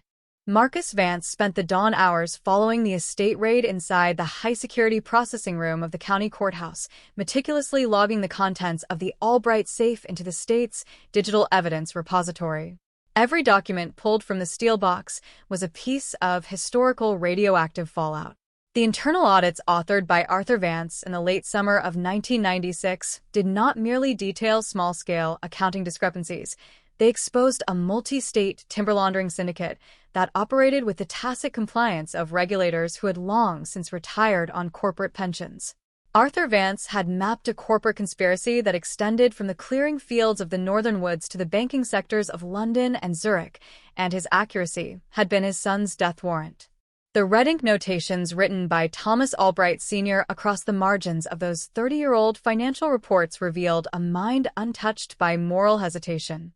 In one specific memo dated October 12, 1996, just 48 hours before Elias vanished, the patriarch had written a single, chilling instruction to his compliance director. Vance is preparing a federal filing. The pressure points must be locked down immediately. No documentation leaves the valley. The calculation was absolute. The pressure point chosen wasn't Arthur Vance's career or his financial stability. It was the life of his 17-year-old son, a strategic terror tactic designed to induce a stroke-inducing level of psychological compliance in an accountant who had dared to believe the law applied to the men who owned the trees. The physical state of the locket itself provided a secondary layer of forensic data that connected the crime directly to the patriarch's personal actions. The State Crime Lab's microphotography unit identified a small smear of dried, organic residue trapped within the intricate filigree of the silver hinge. The DNA profile extracted from that residue did not match Elias, nor did it match the driver who had delivered the lethal strike with the iron uncoupling lever. It matched Thomas Albright Sr. The old man had personally handled the item, ripping it from the neck of the boy's body before the quicklime was poured into the Central Bay pit, transforming a piece of familial sentimentality into a tool of permanent leverage against his co-conspirators.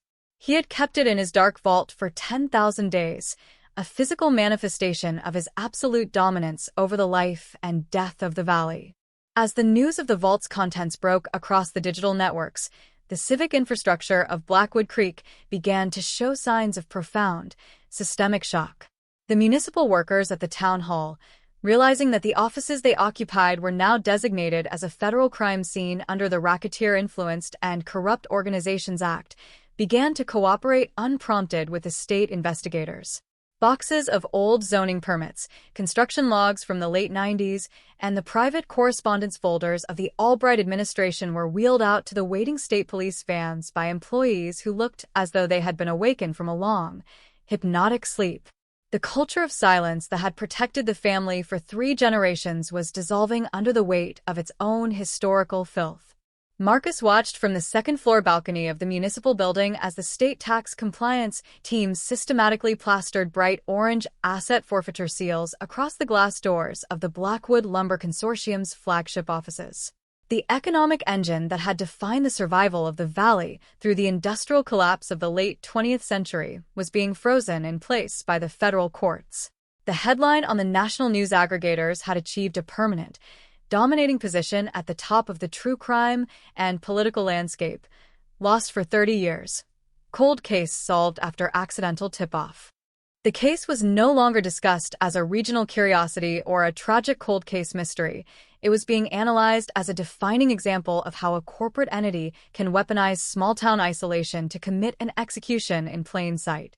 The legal fallout was immediate and catastrophic for the remaining members of the valley's elite who had aligned themselves with the Albright dynasty. A special grand jury was convened within 24 hours of the safe's recovery, skipping the standard administrative delays due to the extreme risk of flight or witness tampering.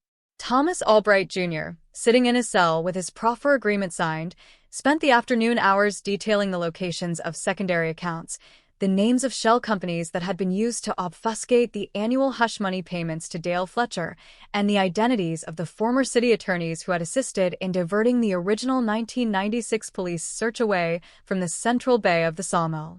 Junior's testimony exposed a network of municipal complicity that left no sector of the town's history clean. He described how his father had used the consortium's financial influence to fund the campaigns of local judges, pay for the mortgages of key sheriff's deputies, and by the editorial control of the local radio station during the critical months of the 1996 investigation. The search for Elias Vance had been designed to fail from the very first hour. It was an elaborate piece of public theater, a simulated exercise in community concern orchestrated by the very men who had supervised the burial beneath the floorboards.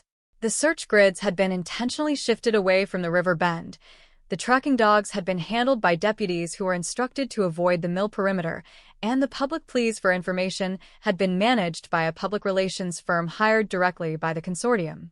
Marcus returned to the State Police Command post late that evening, his eyes burning from the glare of digital monitors and the dust of 30-year-old paper files. He called Dr. Elena Rostova to receive the final skeletal analysis of Elias's remains. The forensic anthropologist's voice was steady, delivering the cold, mechanical reality of the violence with a precision that offered no comfort. The blunt force trauma was delivered from an angle that suggests the victim was in a kneeling or stooped position when the strike occurred, Dr. Rostova explained, her pen scratching against her notepad over the line. The impact trajectory matches the physics of someone standing on the raised timber cart track above the central bay floor. The force was sufficient to cause instantaneous brain death. There was no struggle, Marcus. The boy likely never knew his assailant was behind him. But more importantly, the skeletal markers indicate that the body was moved into the pit within minutes of the strike. The quicklime was applied almost immediately, which is why the fabric of the jacket was preserved in such a specific pattern. It formed a protective crust before the moisture of the soil could degrade the synthetic fibers. The mechanical detail of the quicklime crust was the final nail in the coffin of the defense's strategy. It proved a level of preparation and immediate access to industrial supplies that could only be achieved by someone operating with the full logistical support of the facility itself.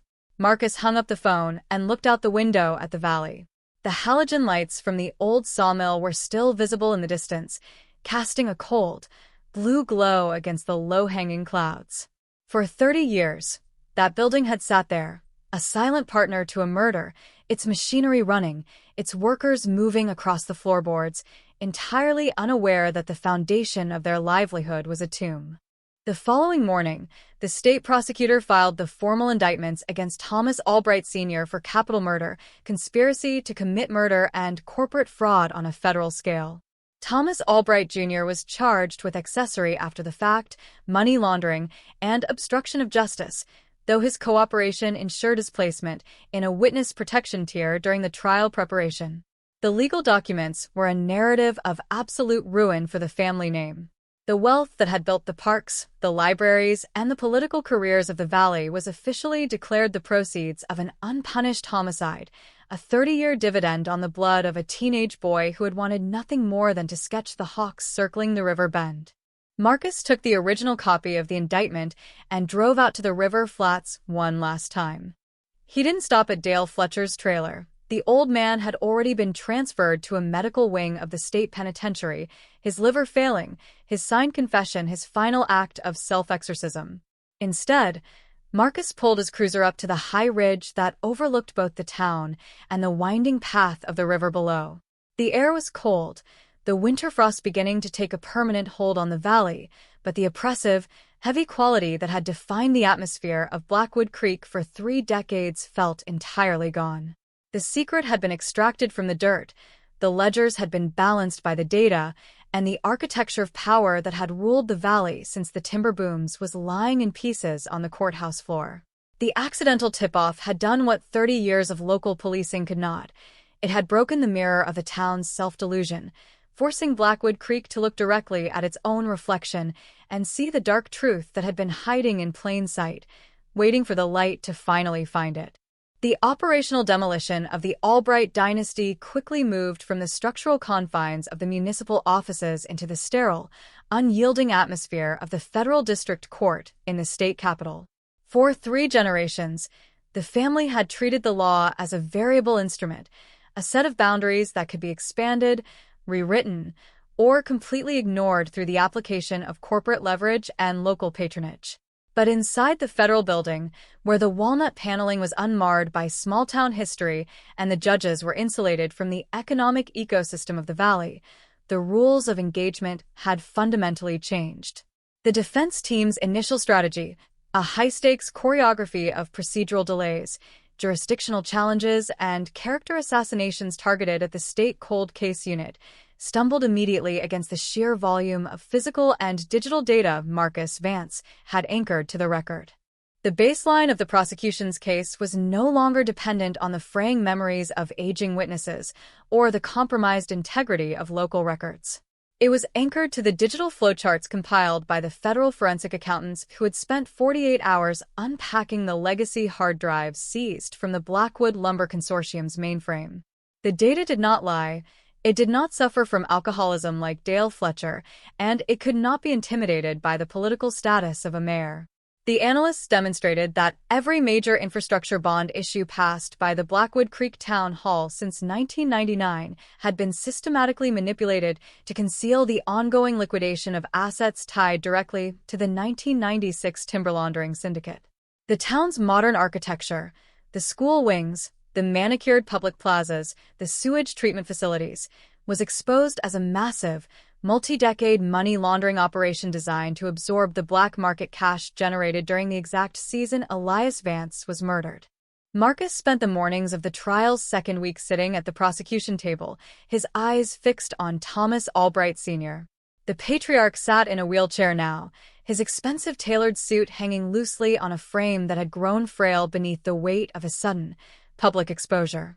He maintained a mask of severe, aristocratic indifference, his chin propped on his liver-spotted hands, his eyes staring blankly at the projection screen where the digital models of his private vault were being displayed to the jury. But the indifference was an illusion.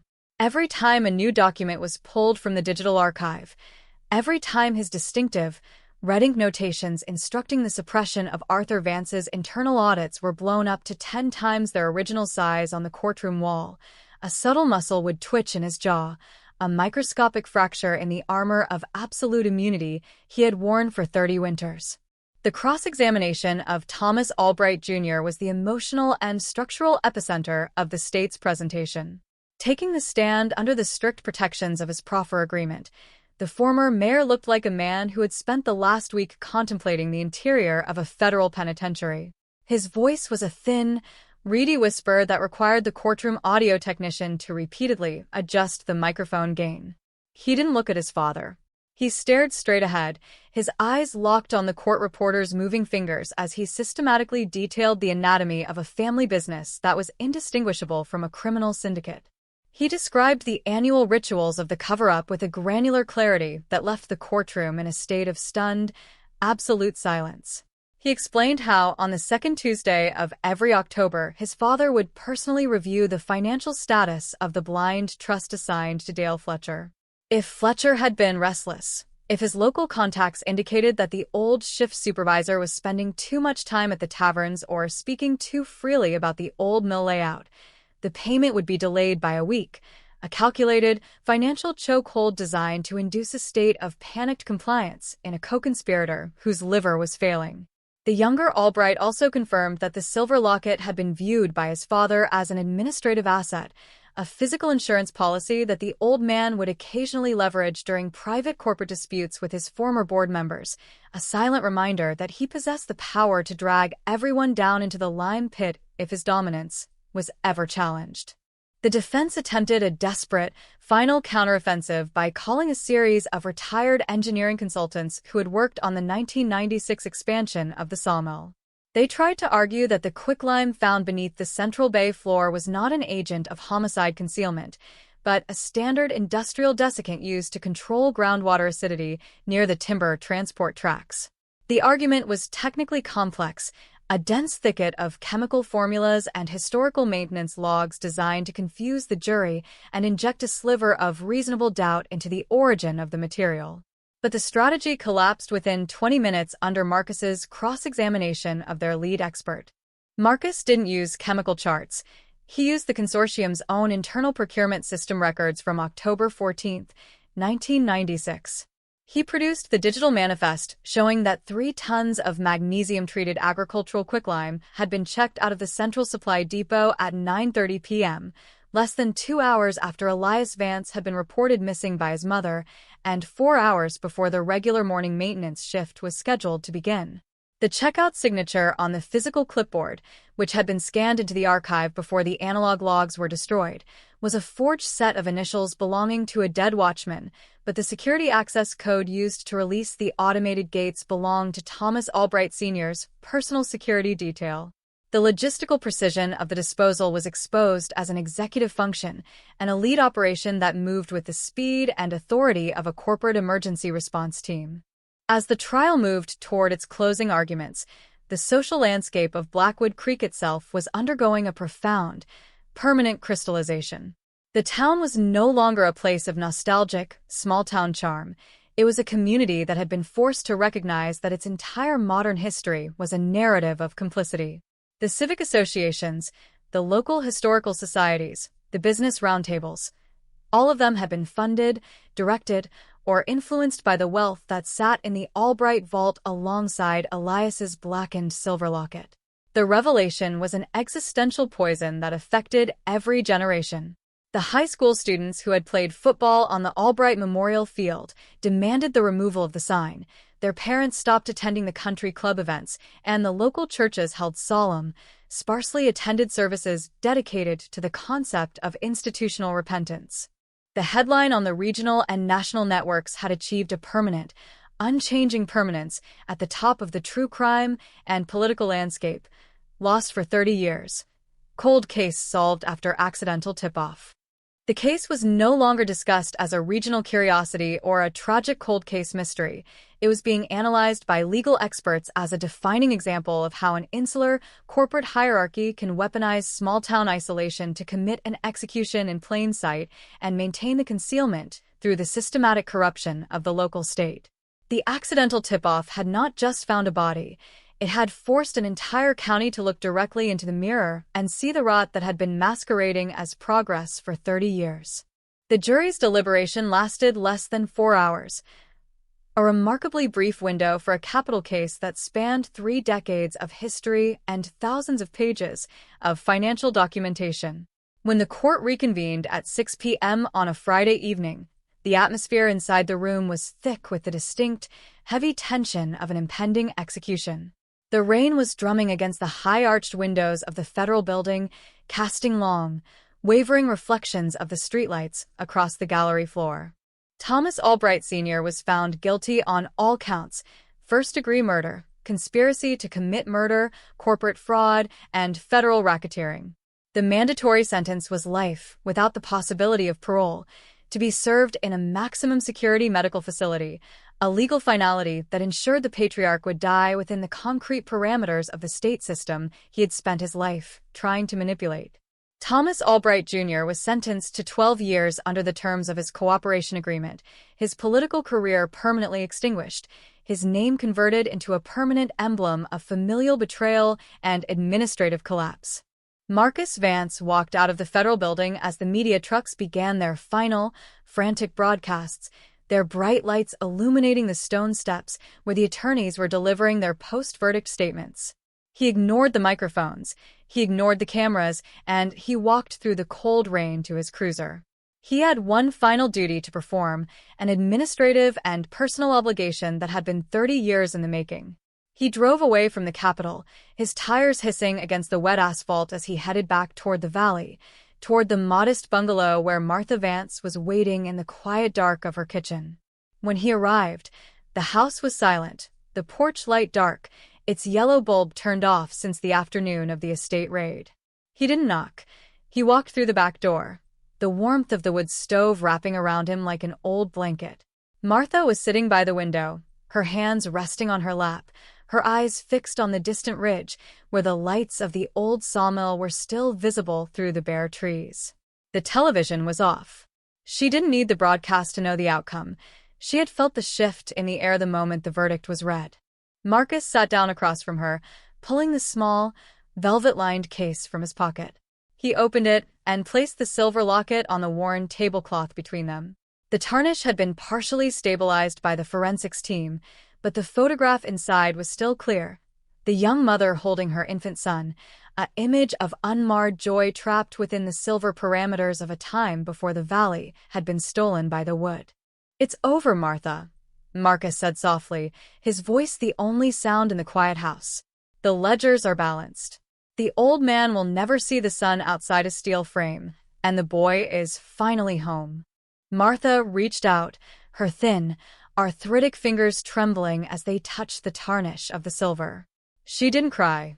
She didn't scream. She simply closed her eyes, her chest rising and falling in a deep, steady rhythm that suggested, for the first time in 10,000 days, she was breathing air that wasn't heavy with the pressure of a secret. The valley outside was quiet, the fog rolling in from the river flats to cover the roads and the timber stands, but the shadow was gone. The accidental tip-off had done its work. The truth had been extracted from the dirt beneath the floorboards, and the town of Blackwood Creek was finally left alone with its history, forced to build a new world on the hard, unyielding foundation of a reality that could never be buried again. The echo of the federal judge's gavel slamming down to finalize the sentences of the Albright dynasty did not signal the end of the narrative for Blackwood Creek. Rather, it marked the beginning of an era of deep, systemic excavation that would alter the very geography of the valley. With the patriarch stripped of his corporate shielding and the former mayor relegated to a federal transport manifest, the walls of defensive bureaucracy that had protected the town's elite for 30 winters crumbled completely. The state cold case squad, under the relentless direction of Marcus Vance, did not pack up their evidence crates. They expanded their parameters. The realization that an entire municipality had been running on the financial fuel of a 30-year-old homicide concealment meant that every public works project, every land deed, and every corporate merger enacted since 1996 had to be treated as a potential piece of criminal apparatus. Marcus established a permanent interagency command post inside the newly vacated executive suite of the town hall. The mahogany desks where Thomas Albright Jr. had once signed municipal bonds were now covered in high-density servers, forensic ledger printouts, and rolling maps of the valley's industrial zones. The transition was stark. A space that had spent a generation manufacturing public illusions was now dedicated to the clinical, unyielding extraction of historical data. The investigators focused their immediate attention on the paper trails, the physical and digital remnants of the local police files from the winter of 1996, which had been systematically altered to ensure the search for Elias Vance would never cross paths with the corporate movements of the Blackwood Lumber Consortium. The audit of the original 1996 precinct logs revealed a pattern of structural sabotage that crossed the line from professional negligence into criminal complicity. Marcus traced the shift schedules of the specific deputies who had been assigned to the sawmill grid during the first 48 hours of the disappearance. 2 of those former officers had since retired to out-of-state properties purchased through shell corporations linked directly to the Albright family's primary legal firm. The documentation showed that the tracking dog teams had been officially redirected away from the Central Bay floor due to a documented chemical spill that never actually occurred. The report of the spill had been fabricated by the consortium's internal security director and slipped into the police dispatch log by a clerk whose mortgage was paid off 3 weeks later by an anonymous cashier's check. The mechanical precision of this deception was a psychological horror for the community that watched the investigation unfold from the street below. Every revelation published by the state prosecutor's office was a fresh indictment of the town's collective memory. The residents began to realize that the safety they had taken for granted, the quiet streets, the orderly municipal transitions, the generous corporate sponsorships that funded their youth sports leagues, was an ecosystem engineered to protect a grave. The civic pride that had defined the valley through the economic downturns of the late 20th century was completely hollowed out, replaced by a profound, pervasive skepticism that turned neighbors against one another as the list of unindicted co-conspirators began to leak through the court filings. Marcus spent his nights analyzing the financial mechanics of the Albright Heritage Trust, the philanthropic entity that had funded the construction of the town's modern library and the riverfront park system. The federal forensic analysts demonstrated that the trust's primary funding mechanism was an intricate, multi-layered asset stripping scheme that targeted the independent timber operators who had refused to sell out to the consortium in the late 90s. Arthur Vance had identified the preliminary movements of this scheme in his final internal audits, recognizing that the consortium was using the Northern Rail spur to legally bypass state export tariffs and funnel untaxed capital into the trust's offshore accounts. Elias had not just seen a clandestine shipment. He had stepped into the physical bottleneck of an international financial fraud pipeline at the exact moment the architects were sealing the valves. The chemical analysis of the soil beneath the sawmill's central bay was also producing data that expanded the scope of the indictment. Dr. Elena Rostova's team completed a comprehensive core sampling project across the entire 3-acre footprint of the facility, using ground-penetrating radar to map the density of the earth under the concrete foundations. The radar identified 3 additional structural anomalies beneath the legacy kiln rooms, areas where the soil had been disturbed and treated with the same magnesium-rich quicklime compound used to encase Elias's jacket. The valley held its collective breath as the excavation teams returned to the site with heavy drills, the fear that Elias Vance was not the only ghost hidden beneath the timber tracks, turning the old mill into an international symbol of industrial depravity. The second round of excavations began under the glare of industrial floodlights on a Tuesday evening, the rhythmic thud of the pneumatic hammers echoing across the river flats like a slow, metallic pulse. Marcus stood at the edge of the new trenching zone, his face masked against the toxic white dust of pulverized mortar and old lime that rose from the pits. As the drills cut through the 4-inch concrete caps of the old kiln floors, the odor that emerged was identical to the damp, chemical stench that had choked the Central Bay weeks prior. The earth was giving up its long-term accounts, and the data was absolute. The forensic teams extracted the skeletal remnants of 2 unidentified individuals from the subterranean compartments of the kiln foundations, remains that had been buried in the late 80s, during the initial consolidation phase when Thomas Albright Sr. was violently absorbing his independent competitors. The anthropological analysis indicated that both victims had suffered identical perimodem blunt force trauma to the skull, delivered with the same type of heavy iron uncoupling levers that were standard issue on the consortium's rail carts. Elias Vance hadn't been the victim of an isolated, panic-driven accident. He had been executed using a corporate protocol that had been tested and proven effective a decade before he was born. The sawmill wasn't just a place of business. It was an executive slaughterhouse, a physical instrument used by the dynasty to liquidate any human variable that threatened the stability of their double ledgers. The headline on the international news feeds solidified into a dark, permanent indictment of the region's entire corporate history, lost for 30 years, cold case solved after accidental tip-off. The narrative had outgrown the parameters of a standard true crime report. It was being dissected by federal historians and criminal sociologists as a defining example of corporate feudalism, a state of social engineering where an economic entity achieves a level of dominance so absolute that it can operate its own judicial and execution apparatus without triggering the survival mechanisms of the state. The accidental tip-off from Dale Fletcher's dying phone call hadn't just broken a cold case. It had triggered the catastrophic collapse of a multi-decade criminal fiefdom that had masqueraded as a suburban success story. Marcus Vance brought the new forensic profiles to the medical wing of the state penitentiary, where Dale Fletcher was spending his final days under 24-hour guard.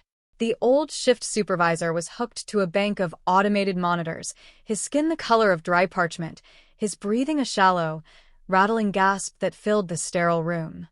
He didn't look at the photographs of the kiln excavations that Marcus laid across his tray table. He simply closed his eyes, his mouth twisting into a grim, knowing line that signaled his long-term familiarity with the older graves. "I told you the wood wouldn't keep it down," Fletcher whispered, his voice barely a vibration against the hum of the oxygen concentrator. The old man. He kept a ledger for everything, Marcus. Not just the timber weight. He kept a small black leather journal in the side drawer of his vault desk. Every name, every date, every payment made to the men who held the shovels. If you haven't found that book, you haven't found the real heart of the mill. Marcus didn't waste a second. He ordered a secondary, high-intensity forensic sweep of the Albright estate vault, focusing on the hidden compartments within the paneled walls of the subterranean rooms. The tactical teams used thermal imaging and acoustic resonance tools to scan the mahogany wainscoting, searching for the microvoids that the initial search had missed in the rush to secure the safe. Within 3 hours, the acoustic scans identified a 5-inch hollow pocket behind the carved stone molding of the fireplace.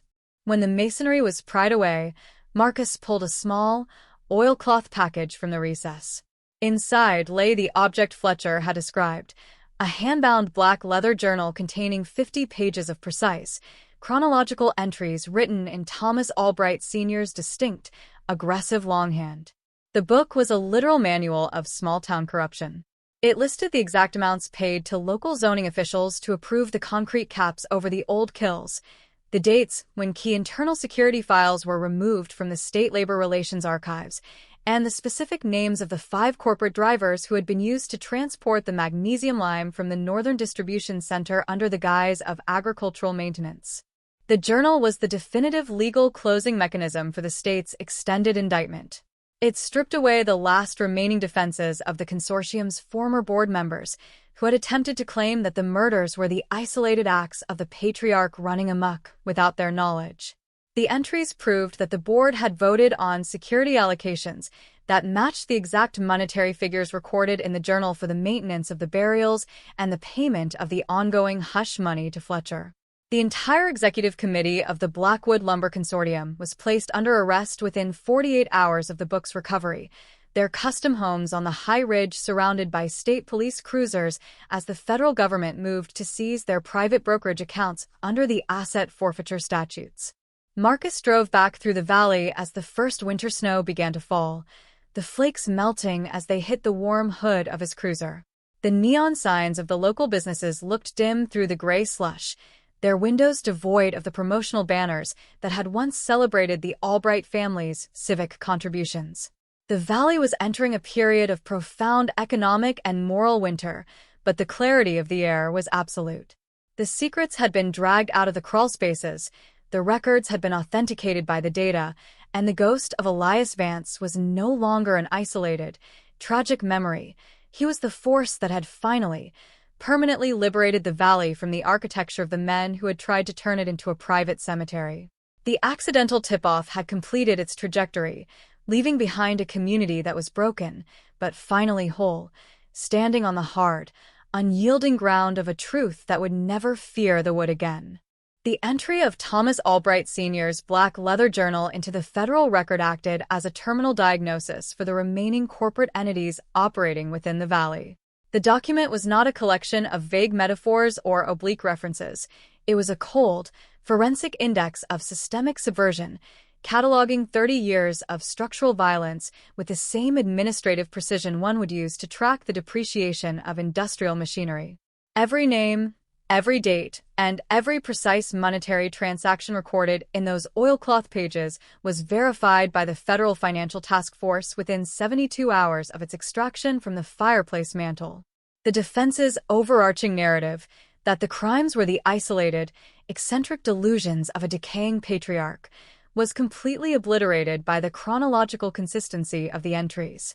Marcus Vance spent the consecutive nights of the trial's third week locked within the high-security data suite of the Capitol Precinct, working alongside federal analysts to cross-reference the journal entries with the banking records of the Blackwood Lumber Consortium's subsidiary logistics firms. The data revealed that the 5 corporate drivers identified in Albright's longhand had not merely been paid out of standard discretionary funds. Their bonuses were directly tethered to the cargo weight manifests of the Northern Rail Spur during the specific weeks when the excavations and concrete toppings were executed at the sawmill. The logistical alignment was absolute. The system had treated the disposal of human variables as an optimized operational expense, tax-deducted under the heading of milling infrastructure maintenance.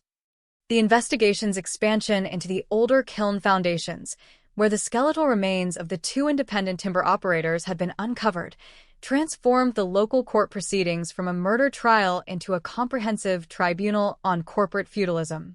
Dr. Elena Rostova's final anthropological report on the newly discovered remains provided the jury with a terrifying look into the historical continuity of the Albright methodology.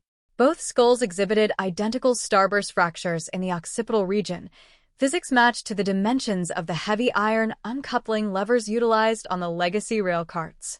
The trajectories of the strikes indicated a pattern of tactical execution that had been stabilized as a corporate protocol long before Elias Vance walked across the frosted gravel of the sawmill yard in October 1996. The psychological impact of these structural revelations on the population of Blackwood Creek was characterized by a profound, paralyzing sense of collective disillusionment. The distinction between the criminal syndicate and the civic identity of the town had been entirely erased by the data. The local historical society, which had spent decades preserving the memory of the valley's industrial triumphs, was forced to dismantle its central exhibits after the journal revealed that the museum's primary benefactor account was funded by the systematic liquidation of the independent families whose names were carved into the building's cornerstone. The very fabric of the community's prosperity was exposed as a series of sophisticated payoffs, an elaborate piece of social engineering designed to keep the population compliant while the executive committee managed a graveyard beneath the production floor. Marcus watched from the prosecution desk as the defense team attempted their final, desperate procedural maneuver, a motion to disqualify the Black Leather Journal on the grounds of a compromised chain of custody during the initial estate raid.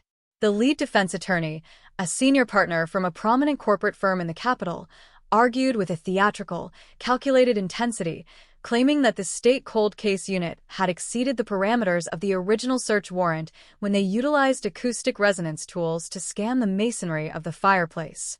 The argument was a dense, technical lecture on Fourth Amendment boundaries, designed to trigger a mistrial or force the exclusion of the definitive piece of evidence before the jury began their final deliberations. The federal judge, however, denied the motion within 15 minutes, his voice flat and devoid of patience as he read his ruling into the record.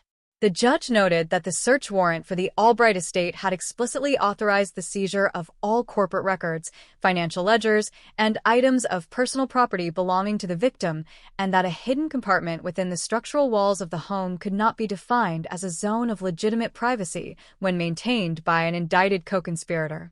The journal remained on the table, its black leather cover under the harsh, unyielding halogen lights of the courtroom, a physical monument to 30 years of unpunished corruption. The cross-examination of the consortium's former chief financial officer, who had been arrested following the book's recovery, provided the final evidentiary bridge between the murders and the boardroom. Sitting behind the microphone in a state of visible physical collapse, the executive detailed how the Internal Audit Committee had routinely approved special security allocations that precisely matched the figures recorded in Albright's journal for the maintenance of the concrete caps over the old kills.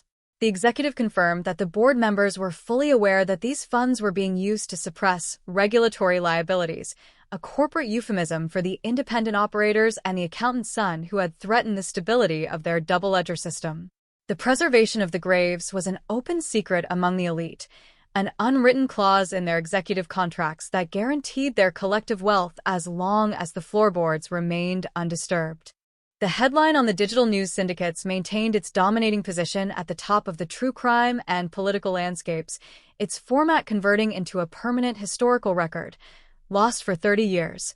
Cold case solved after accidental tip-off. The case had moved beyond the conventions of regional news.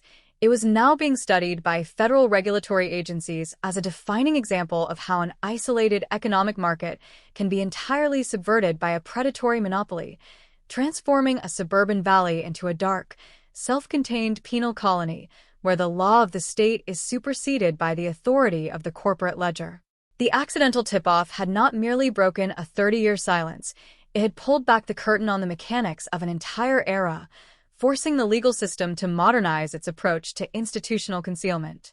Marcus returned to the valley on the final evening of the special grand jury session, his vehicle navigating the narrow, winding turns of the river road as a heavy winter sleet began to coat the pines. The old sawmill stood in the distance, its rusted tin roof now partially dismantled by the forensic engineering teams, its perimeter guarded by state police vehicles whose rotating blue lights cast long, rhythmic pulses across the frozen water of the creek. The building had been stripped of its functional identity. It was no longer a place of production or a landmark of local history.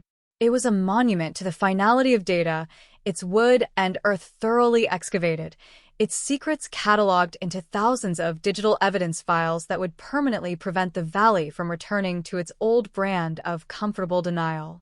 He walked into the modest kitchen of Martha Vance's bungalow later that night, the scent of wood smoke and dry pine hitting his face as he closed the screen door behind him. Martha was sitting in her usual chair by the window, her thin hands wrapped around a porcelain mug of herbal tea, her eyes tracking the movement of the sleet against the glass. The silver locket sat on the worn lace tablecloth between them, its tarnish stabilized, the tiny photograph of the young mother and her infant son catching the faint orange glow of the kitchen's baseboard heater.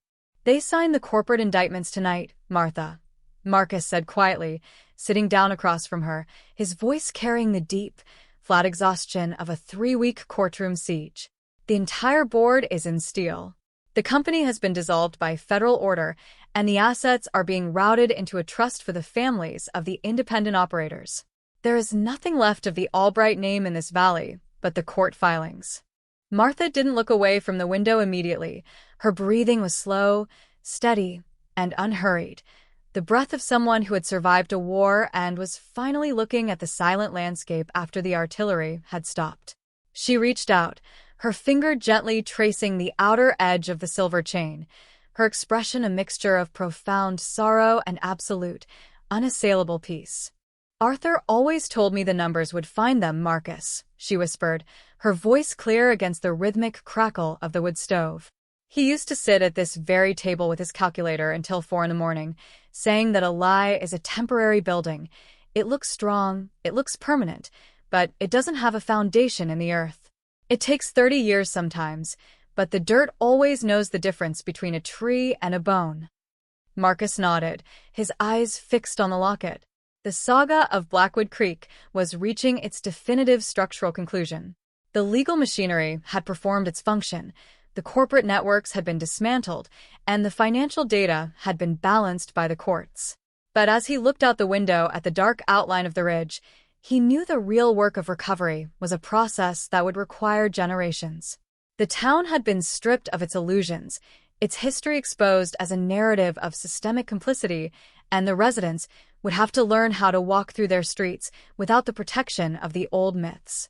The accidental tip-off had been the stone that broke the glass, but the light that entered was cold, hard, and permanent, leaving behind a valley that was entirely empty of its ghosts, but finally, unequivocally, standing on its own honest ground.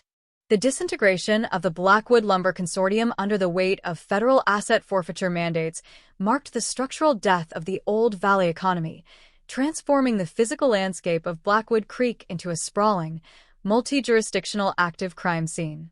The legal machinery had shifted gears from the dramatic theater of the courtroom to the cold, administrative liquidation of an empire. Every property deed signed by the Albright family, every corporate charter under the consortium's umbrella, and every municipal contract executed during the 30-year concealment was frozen by federal decree. The town was no longer a self-contained political entity. It was a captured asset of the state judicial system, its financial records under the total, unyielding stewardship of federal compliance officers. Marcus Vance spent the weeks following the board's mass indictment stationed inside the Regional Tracking Center, overseeing the deployment of advanced ground scanning operations across the secondary properties listed in the Patriarch's Black Leather Journal. The document had evolved into an active geological map of the valley's secrets. The precise entries written in Thomas Albright Sr.'s red ink did not merely identify names and payoffs. They contained geographical descriptions of old logging trails, closed rail spurs, and abandoned gravel pits that had been used as logistical dump sites for the consortium's industrial waste and administrative liabilities since the mid-80s. The valley was being systematically scanned, its topsoil mapped by infrared and acoustic sensor arrays that left no room for hidden anomalies. The focus of the forensic team eventually converged on the northern rail spur, the specific section of track that Arthur Vance had identified in his final audits as the primary corridor for the illicit timber laundering syndicate. The rail line had been closed since 2002, its iron tracks overgrown with dense briars and chokecherries, the timber ties rotting into the black mud of the valley floor. But beneath the surface vegetation, the ballast stone and the earthworks remained intact. Marcus led a convoy of state police investigators and heavy machinery operators along the forgotten right-of-way, their trucks cutting through the heavy winter fog that had settled over the lowlands. The journal had indicated that a structural stabilization project had been executed along the culverts of the northern spur within 72 hours of Elias Vance's disappearance in October 1996. The official corporate logs had defined the work as routine ballast reinforcement to repair a washout caused by the autumn rains. But the federal analysts, cross-referencing the timing with the automated gate logs from the consortium's Central Supply Depot, discovered that 40 tons of heavy structural concrete and 6 drums of industrial sealant had been dispatched to the rail mile marker 14 at 2 in the morning under the personal supervision of Albright's head of security. As the heavy excavators began to tear into the petrified concrete caps of the old rail culverts, the air inside the trench became choked with a familiar, sharp odor of decayed limestone, damp earth, and trapped river moisture. The work was slow, requiring the operators to break through layers of reinforced steel mesh that had been laid down to prevent the earth from shifting. Marcus stood on the embankment, his eyes fixed on the bucket of the excavator as it pried away the final slab of corporate masonry. Beneath the concrete lay a localized storage vault, an iron-lined signaling box that had been disconnected from the rail network and buried 3 meters deep in the ballast. When the torch operators cut through the rusted hinges of the box, the contents inside revealed the true, international scope of the conspiracy that Arthur Vance had died trying to expose. The vault did not contain human remains. It contained the missing analog archives of the Blackwood Lumber Consortium from 1994 to 1998, thousands of microfiche files, encrypted backup tapes, and original printouts of the offshore banking transactions that Arthur had tracked from his kitchen table. The patriarch had not destroyed the records that documented his financial crimes. He had buried them beneath the rail network, utilizing the infrastructure of the state to preserve the evidence of his global syndicate as a form of dark collateral against his international partners.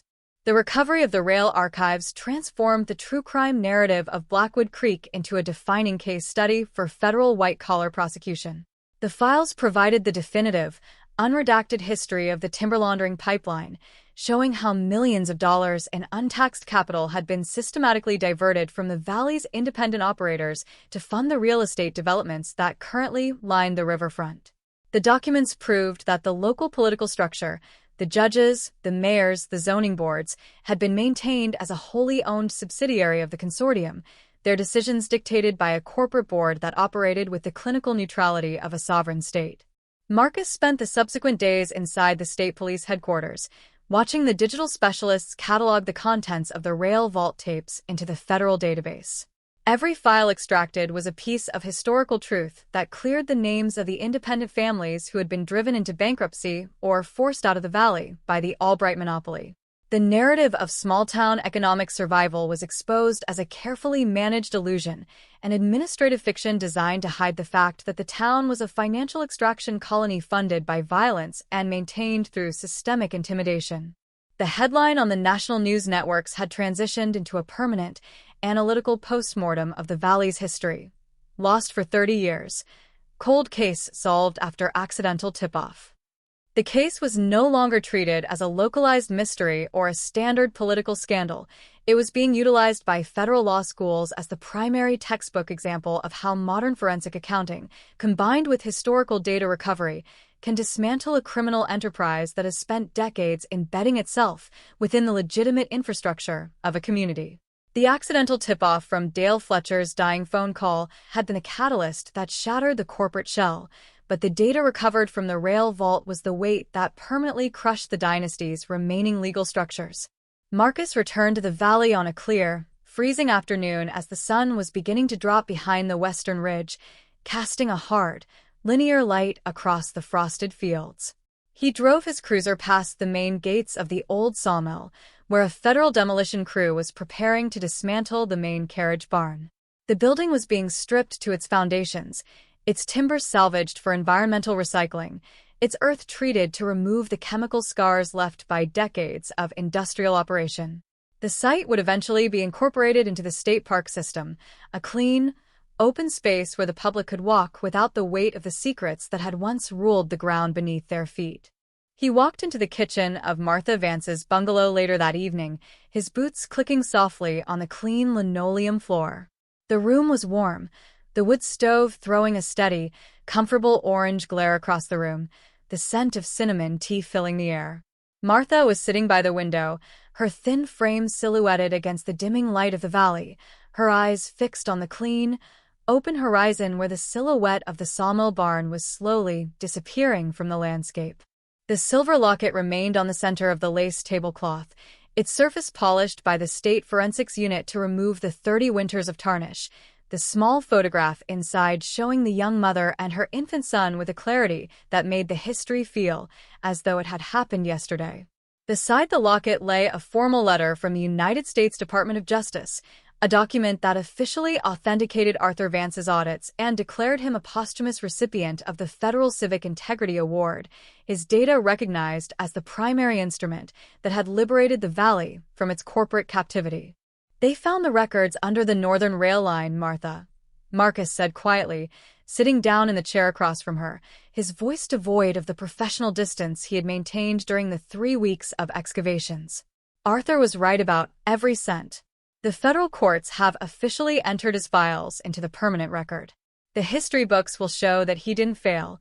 He simply wrote the script 30 years before the world was ready to read it. Martha didn't reach for the letter immediately. She kept her eyes on the window, her hand resting gently on the polished silver of the locket. Her breathing was a slow, peaceful rhythm that matched the quiet cadence of the winter evening. A soft, transformative smile appeared on her face, a look of unadulterated finality that Marcus had never seen in all his years of working the case. "He always told me the truth had an infinite memory, Marcus," she whispered, her voice steady and resonant in the quiet kitchen. "He used to say that when you write down a number that matches reality, you are carving it into the bedrock of the world. The men who held the hammers thought they could rewrite the geography with their concrete and their lime, but they were just drawing lines in the mud. The numbers don't melt, Marcus. They just wait under the snow until someone has the sense to look down." Marcus nodded, his eyes tracking the light as it caught the edges of the silver chain. The investigation of the Blackwood Shadow had reached its definitive terminal coordinate. The data had been recovered, the ledgers had been balanced by the highest courts in the country, and the political infrastructure that had maintained the silence had been entirely dismantled by the law. The town of Blackwood Creek was no longer a place defined by its trauma or protected by its secrets. It was a community that had been forced to look directly at its own history and had emerged on the other side with a hard-won, unassailable maturity. The accidental tip-off had completed its trajectory, leaving behind a valley that was cold, quiet, and completely empty of its phantoms, standing firm on the unyielding, beautiful ground of a truth that would never fear the night again.